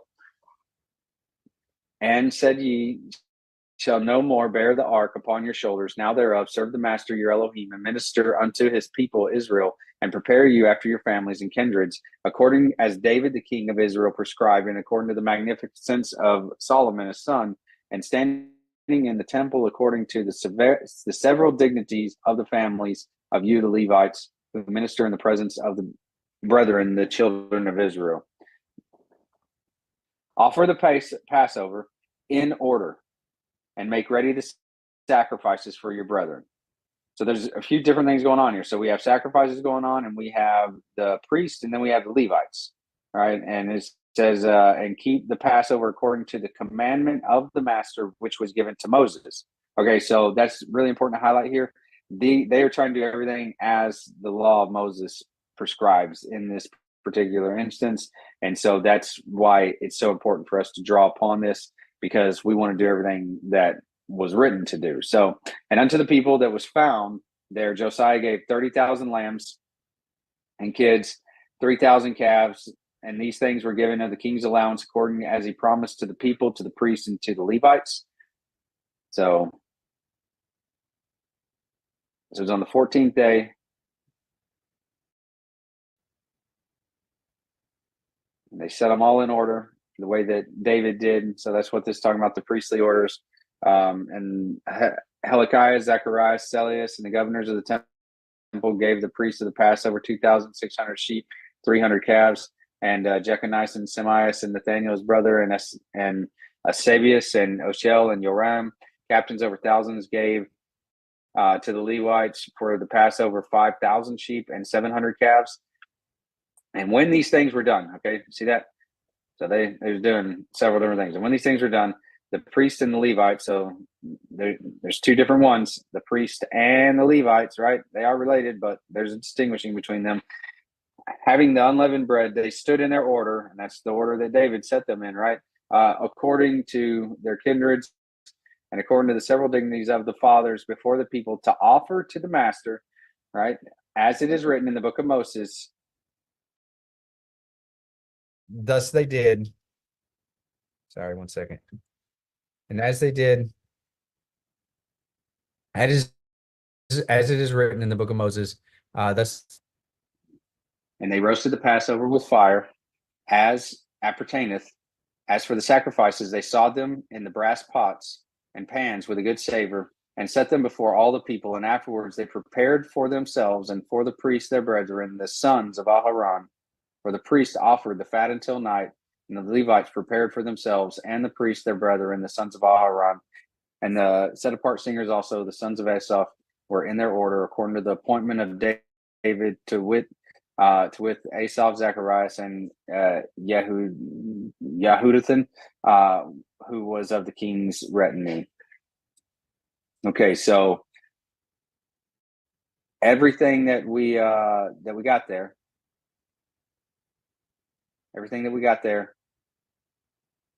comes right out of the book of Moses, and it says that they did it in the morning. Doesn't say they did it in the evening. It says they did it in the morning. Okay. Moreover, the porters were at every gate. It was not lawful for any to go from his ordinary service, for their brethren, the Levites, prepared for them. Thus were the things that belong to the sacrifices of the master accomplished in that day. You see that? In that day, that they might hold the Passover and offer the sacrifices upon the altar of the master according to the commandments of King Josiah. So the children of Israel which were present held a Passover at that time, and the feast of sweet bread 7 days. And such a Passover was not kept in Israel since the time of the prophet Samuel. Okay, so they didn't always do it like this, but they did do it like this for a little while, all the way until the prophet Samuel. After him, they didn't do it like that. Okay, so since the time of the prophet Samuel. Yea, all the kings of Israel held not such a Passover as Josiah and the priests and the Levites and the Jews held with all Israel that were found dwelling at Jerusalem. And in the 18th year of the reign of Josiah was the Passover, and the works of Josiah were upright before his master with a heart full of goodness. As for the things that came to pass in his time, they were written in former times concerning those that sinned and did wickedly against the master above all the people and kingdoms, and how they grieved him exceedingly, so that the words of the master rose up against Israel. Now, after all these acts of Josiah, it came to pass that Pharaoh, king of Egypt, came to raise war at Carchemius upon Euphrates, and Josiah went out against him. But the king of Egypt sent to him, saying, "What have I to do with thee, O king of Judah? I am not sent out from the master Elohim against thee, for my war is upon Euphrates, and now the master is with me. Yea, the master is with me, hastening me forward. Depart from me, and be not against the master." So that is the story of Josiah and what they did in that year. And we have the example that we are understand when we break the words down in the ancient Hebrew. So Drew, is there anything that you would like to add to that understanding? When it says they offered the Pesach and the other sacrifices, offering is giving to the Father. When you give a sacrifice to the Father, you're slaying that animal. So that's what they're saying there by using the word offering. When they say observe, when they say observe Passover, it means to keep the feast. You're partaking in that feast. So it says observe Passover between the evenings, but we offer it in the morning. Right. So let's look at this chart again. Right. So like you were saying, so we're going to slay it right here. And the only portion that we're allowed to that borders the evening. And then we're going to eat it starting right here in this other even time that borders the night. From the third part of the day to the third part of the night. So then there it is. This falls in the third part of the day, right? And then to the third part of the night. What happens right here? This is where we move into this dawning hour right there. So it's right there. That's it. Between the evenings, that's where that third part of the day and third part of the night. Is there anything about that that's not clear? Pretty clear to me. It's pretty clear to me. I just can't. I can't understand it another way whenever it's broke down like this. So let's proceed forward. Okay, so let's review a few things about handling the Pesach. How to cook it whole. All right, so I just want to go back and I want to revisit a picture with y'all real quick so that you can see this. Observe this picture right here. This right here, this is a whole lamb. Okay. It was roasted over fire.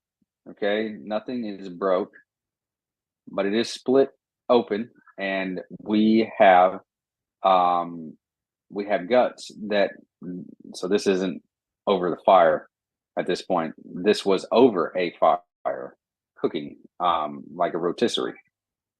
And the guts were in the big fire that this was over. You can see this is not a small thing. Like, this fire was bigger than this. So like the guts were in there, they're burning up at the same time this was cooking, but there was no contamination. This is a set apart offering. This is a set apart animal to Yahweh. The reason why it's set apart is because in this understanding of Exodus 12, 1 through 14, where they slay it, whenever they were in Mitzrayim, what happened was they were amongst a group of people who did what is understood as threshold covenants. And that is what Passover is a threshold covenant. And the Israelites, they did it with a lamb or a goat. Egypt did it with any of the animals that were viewed as Egyptian gods. And they used it, the blood thereof, to covenant themselves and their household to that Elohim, right? Well, Israel did that, and their top Elohim, Egypt's top Elohim, is Amun-Ra, which is represented by like a ram.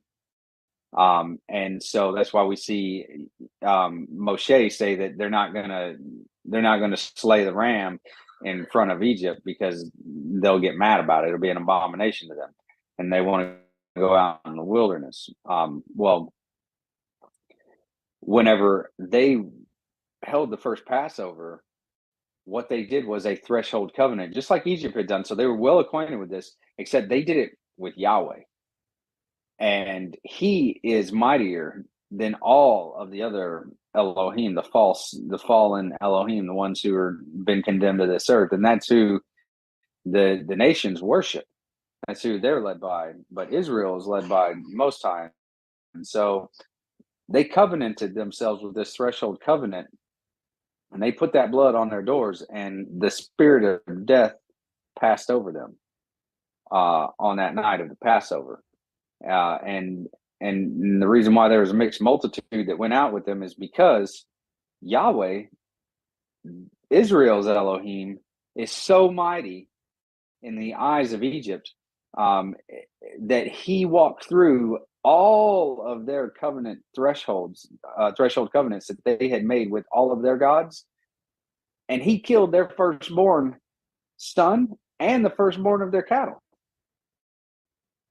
They're freaked out, man. That's why there was a mixed multitude that went out with them, is because of that. So we have to understand what the Passover is. It is a covenant threshold that we are doing, where it's a blood covenant, where we're saying, Yahweh, I am yours and you are mine. Come enter in to this vessel, this house, and be with us and guide us, and you are who we're going to follow. That's what it's all about. And so that's the reason why we have to make sure that that animal is not defiled in some way. So if you cook the guts in that animal, they're going to expand and as they boil, and they are going to rupture, more than likely, and they are going to taint the meat of that animal. and make it unclean for you. How is that set apart to the Most High if it's unclean to us? It ain't. There's no way. There's no way for that to happen. So, but this is a good picture of what we got there. So, once again, how do we cook it whole? It's more of the understanding of, if I said, hey, Drew's going to cook a whole bird, we already know that he's not going to cook all that extra stuff. But he's going to cook like a whole chicken or whatever. That we know that the cavity is empty whenever that bird gets cooked, if we're doing it right. In the same manner, we cook a whole lamb, a whole goat, about a year old, right? A male. Okay, so inward parts, H713. I think I got it on this next slide here. The midst, among, inner parts, middle. If we went to this root word, H7126, it's talking about joining the front to the rear. That's what this koreb is. It's that middle part that joins it. So, so we need to. The inward parts, physical sense, a seat or a thought. See, it doesn't say that we need to necessarily like cook the guts inside of this thing. We have to go and we have to word search these things in order to get the more precise understanding, and that's not really what it's saying here, and it's not safe to do so. So understand that the inward parts it's the word means the middle half, which is we need to make sure that we cook it, but we don't cook things with guts and feces and stuff like that, and it taints it, so that can hurt us, and that's not set apart whenever it has that on there tainted. Is what it is. So we want to kill it in the evening, in the even time, the evening. Exodus 12:6. We went over that. What time is that? And then Bane, H996 between. We talked about Deuteronomy 16:6. Even time, 2 times a day, 935. How it comes in to fill. And Shemesh, the son, H121. Now Jeff Benner, he's a pretty smart dude. If you ever heard of him, we're not really here to talk about Jeff Benner, but Jeff Benner is a smart guy. He's helped stand up the Hebrew program at the University of Texas with a couple other guys, and they have a lot of things that they published. The dictionary, like dictionary type things, where they try to help understand everything more. And he has this one called a mechanical translation, and in the mechanical translation it just breaks it down to straight up how like the ancients would have understood it, and in that understanding it's between the 2 evenings, as we have been demonstrating, and we reached out to him for that. But Jeff Benner is in agreements with us on that, and if you have any of his documentation, you know why we're talking about him to you. So just to kind of go over this real quick. If we keep our Passover correctly and we slay it in the morning time, then we are going to eat it the evening of the 14th. We're going to eat it, and then we will be done with it by this time, because this is when unleavened bread starts and Passover is over. So before the dawn of the 15th, we're going to be done eating the Passover, right? Because at dawn, that's whenever we go into the 15th day. So it's a few different ways that other people do it, but ultimately what it comes down to is that you end up with this extra time right here.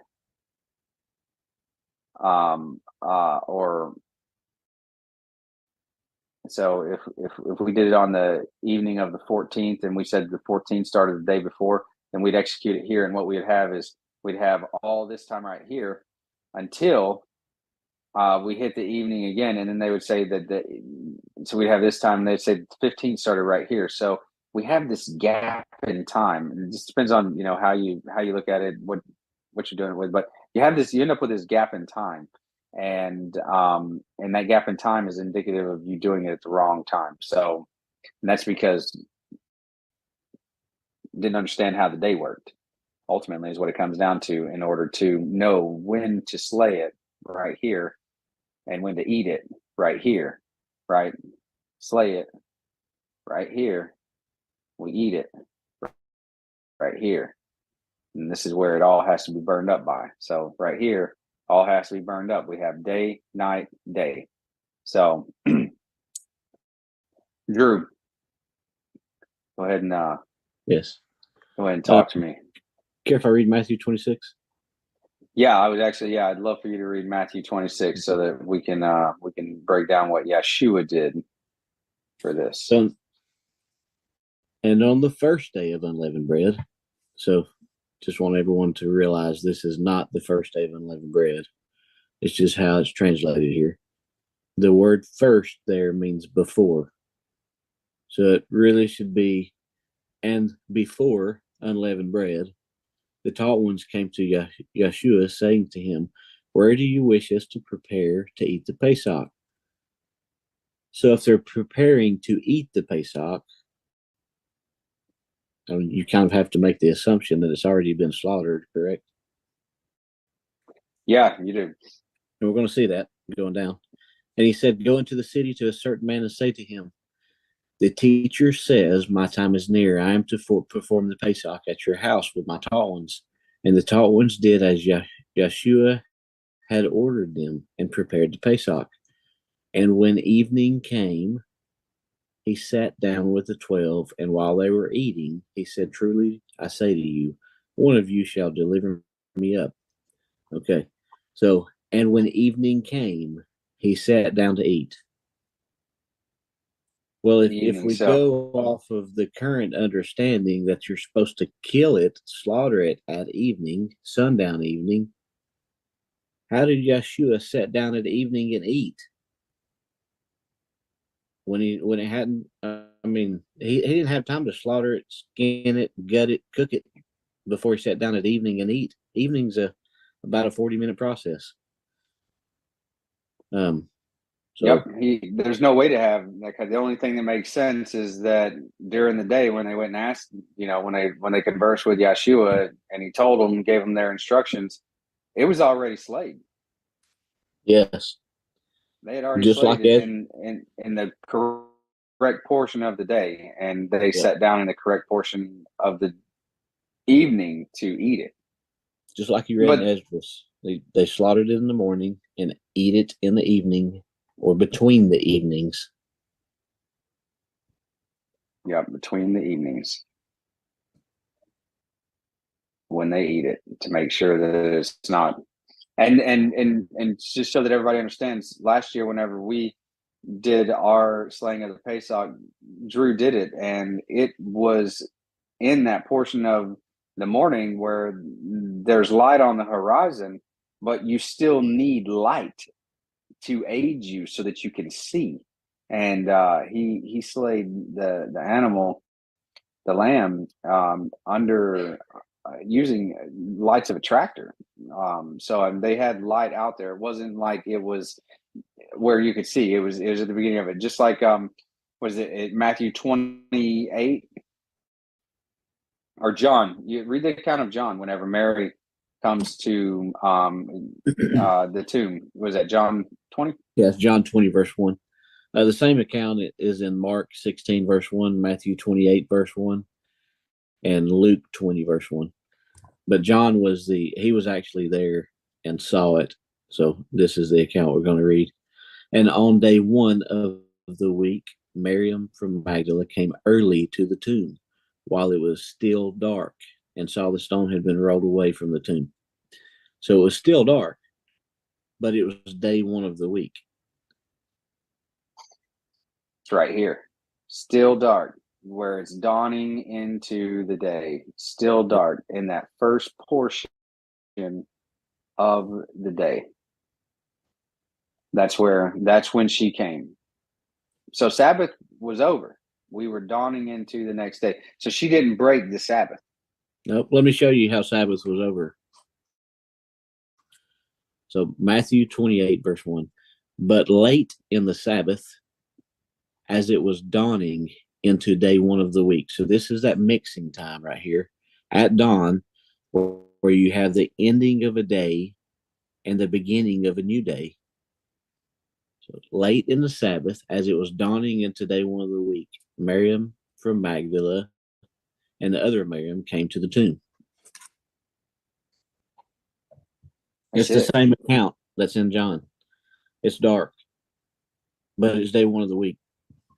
Yeah, and it's right there. The dawning into there's a look at that word, dawn, dawning into the day. It's a part of the first part of the day. So I mean, it is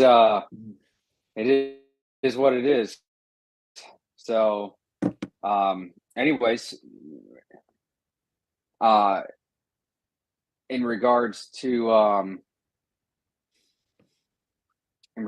this topic, have we missed anything? I don't believe so. I can read Mark 16, which shows you Sabbath was passed. And when the Sabbath was passed, Miriam from Magdala and Miriam, the mother of Jacob, and Shalom bought spices to go and anoint him. And early on day one of the week, they came to the tomb when the sun had risen. So there's another account of this same thing we just read in Matthew and John. Right. So there it is. It's established. We've literally walked from the beginning of the year, right, the very end of the last year. So we make sure that we have our day of remembrance, and we also have our equinox, 30, 30, 31, right? We want to make sure that that's accounted to the 364 days of the last year, and we have to have both of those before we get day one, right? And so, and day one is where we start our count from. We got to count 14 days to get to Pesach. But we also learned about how the 30, 31, 30, 30, 30 plus one, right? How there's four of those, four different seasons. And we go through our feasts and festivals in the spring, the summer, and the fall. But we don't have anything except for one of those days of remembrances as far as Moedim go. In the wintertime, we start back over again in the springtime in the month of Abib. And so that is going to conclude what we are talking about for the Passover, and how we are reckoning day one of the year and how to handle the Passover. And so we are going to be doing another study on the remainder of the feasts and festivals as we move into this time of the Moedim, the spring feasts and festivals. So the next one's going to be unleavened bread. Let's take a minute though, real quick, and let's talk about our dates, just so that everybody's up to speed. We're looking at a equinox on possibly the 19th or 20th. We're observing right now. Tomorrow we're observing. We have pictures. We are watching this thing, making sure that we get it right, so we know when day one is. So we'll intercalate back for our calculations to the middle day of the week for day one. And the day before that is our our day of remembrance. So our intercalendary day. So that understanding will bring you into the first day, count to 14 after the first day. On the 14th day is the Passover, and then the next day is the Feast of Unleavened Bread, and after that we have first fruits, and then we are counting the Omer and 7 weeks of 7, so that we can get to Shavuot, and then from Shavuot we have the Feast of New Wine, or new oil and the new wine. And these happen 7 weeks apart, count 7 weeks to 7. And we do that all the way up to the new wine.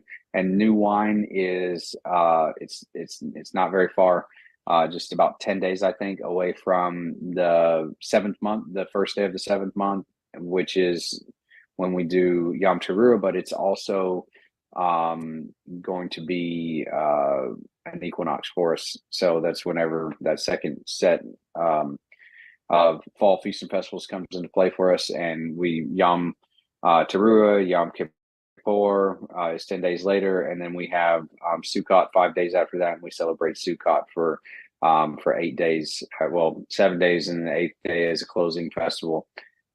So that's a quick rundown on how the Nazarene Zadokites would have understood it. Drew, do you have anything that you would like to say or add? I think we covered all of it. I can't think of anything.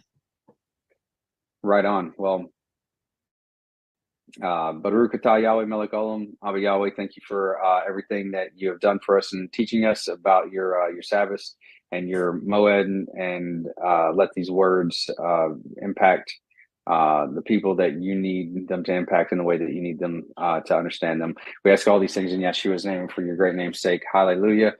We look forward to seeing you guys next time around. Please like and subscribe and leave comments and ask us your questions, and we will totally address them on as we can. At worst case scenario, it'd be on the next one, so that we make sure everybody understands. Without further ado, sure to appreciate y'all watching us. We'll catch you later. See you next time. Shalom.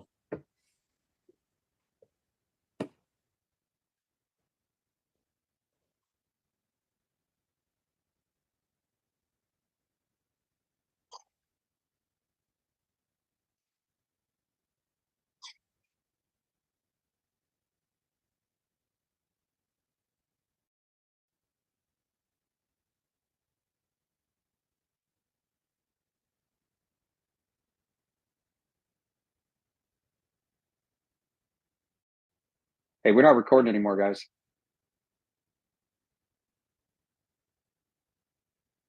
Hey, let's see. I think I stopped the recording earlier, actually, whenever I went back to share screen. Oh, did you? I may have. Dude, hey, I've been talking to Robert Lawrence Williams, the guy that does the Mazzaroth thing, and I told him that you didn't get your digital download, and you should have it now in your inbox. Oh, word, thanks. Awesome. He said it was supposed to be $20, but for some reason it was coming up as 15 and something like that. And then, so I told him about you and Drew had ordered some other stuff. This guy, he has a poster and on the camp of Israel, and he's got the old tent. Can you hear me? Yeah. And well, I've been talking to him, and he's a flat earther, and he's gonna redo that poster to show the flat earth. But he's a pretty cool guy, actually. Awesome. Hey, I'm showing up in my top left-hand corner that we are still recording, so we'll probably have to edit some of this end part out. I don't know how to stop that. I thought that it was already stopped, but it's recording somewhere Jose, else. let me message Jose. Yeah, we'll have to edit that. Yeah, that won't be no problem editing it out. Stop the recording. He's probably sleeping. I just messaged him. We'll just end it. So this guy's asking me a question. Robert Lawrence Williams.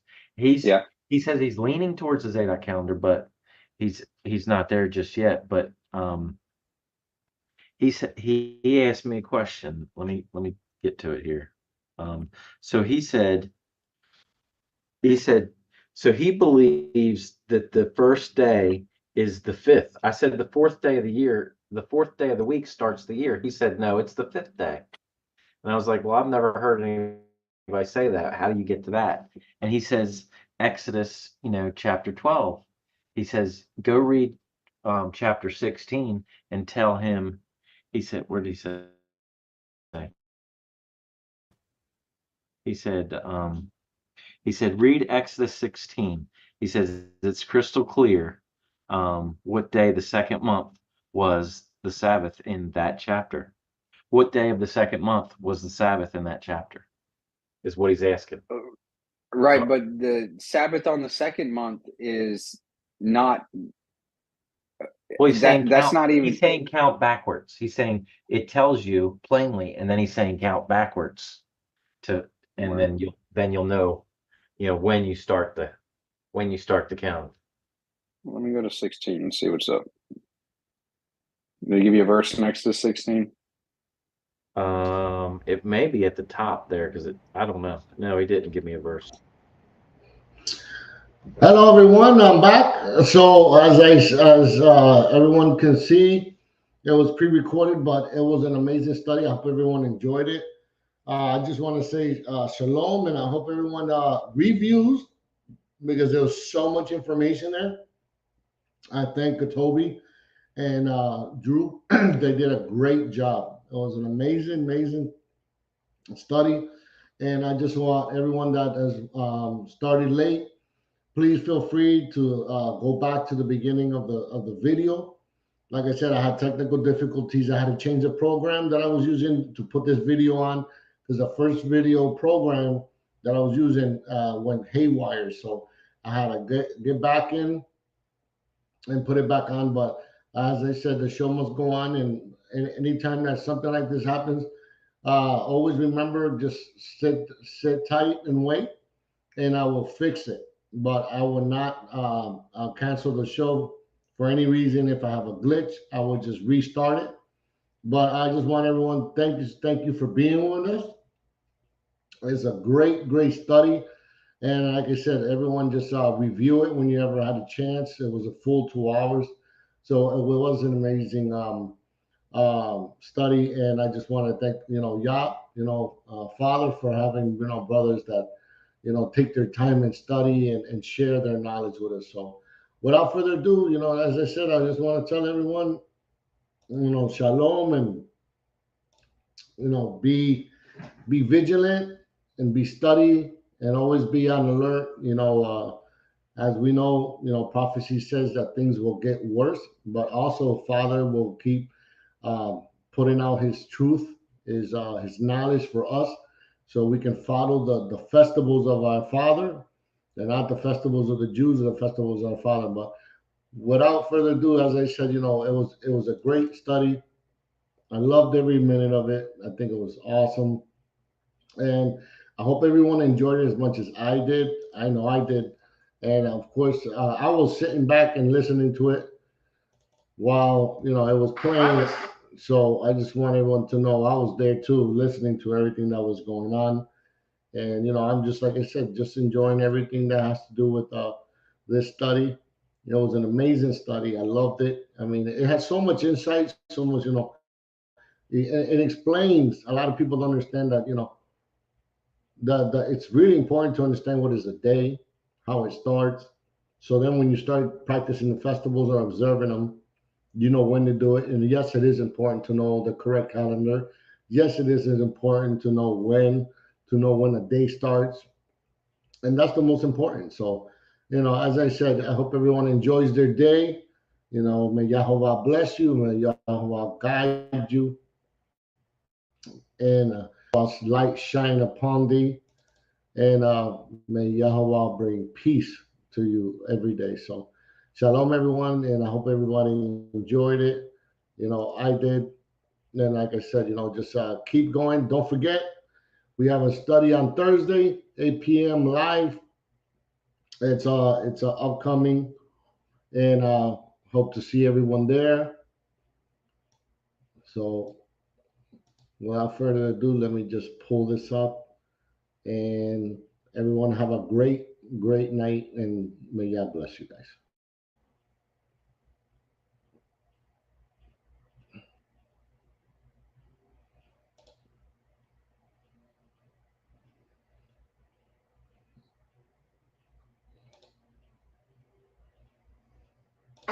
when they said to me, "Come and let's go up to the house of the Lord."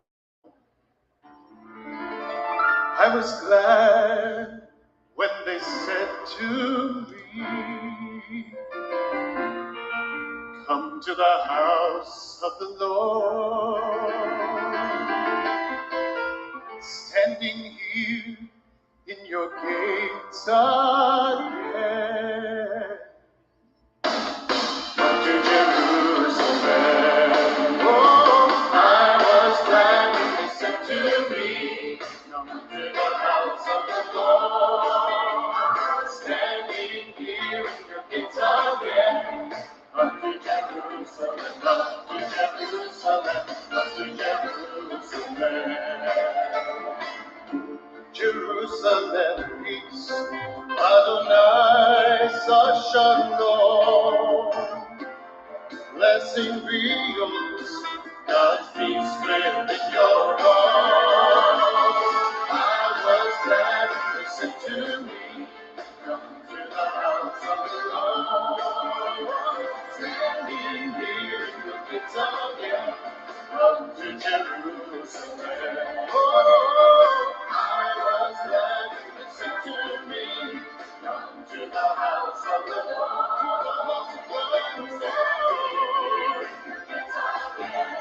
Up to Jerusalem, up to Jerusalem, up to Jerusalem. City of praise, where the tribes shall come. We lift our voice to the God of Israel. I was glad when they said to me, "Come to the house of the Lord."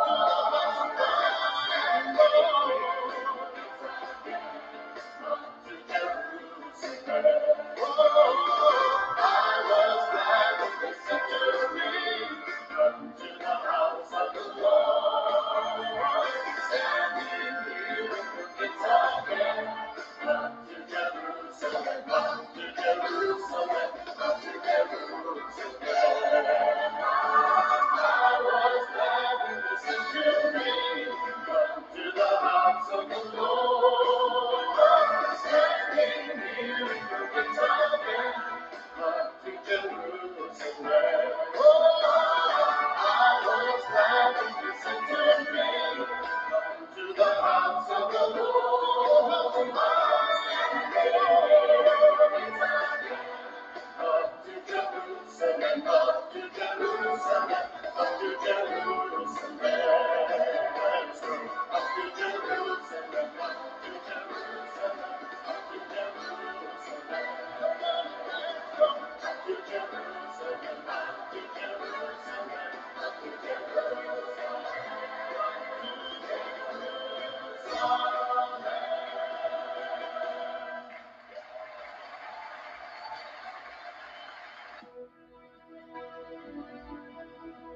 Yo entro al lugar más alto a través del Cordero de Dios, y vengo tan solo a adorarte. Yo entro a honrar al yo soy. Dios, te adoro a ti, te adoro a ti, Dios, te adoro a ti, te adoro a ti, pues tu nombre es santo.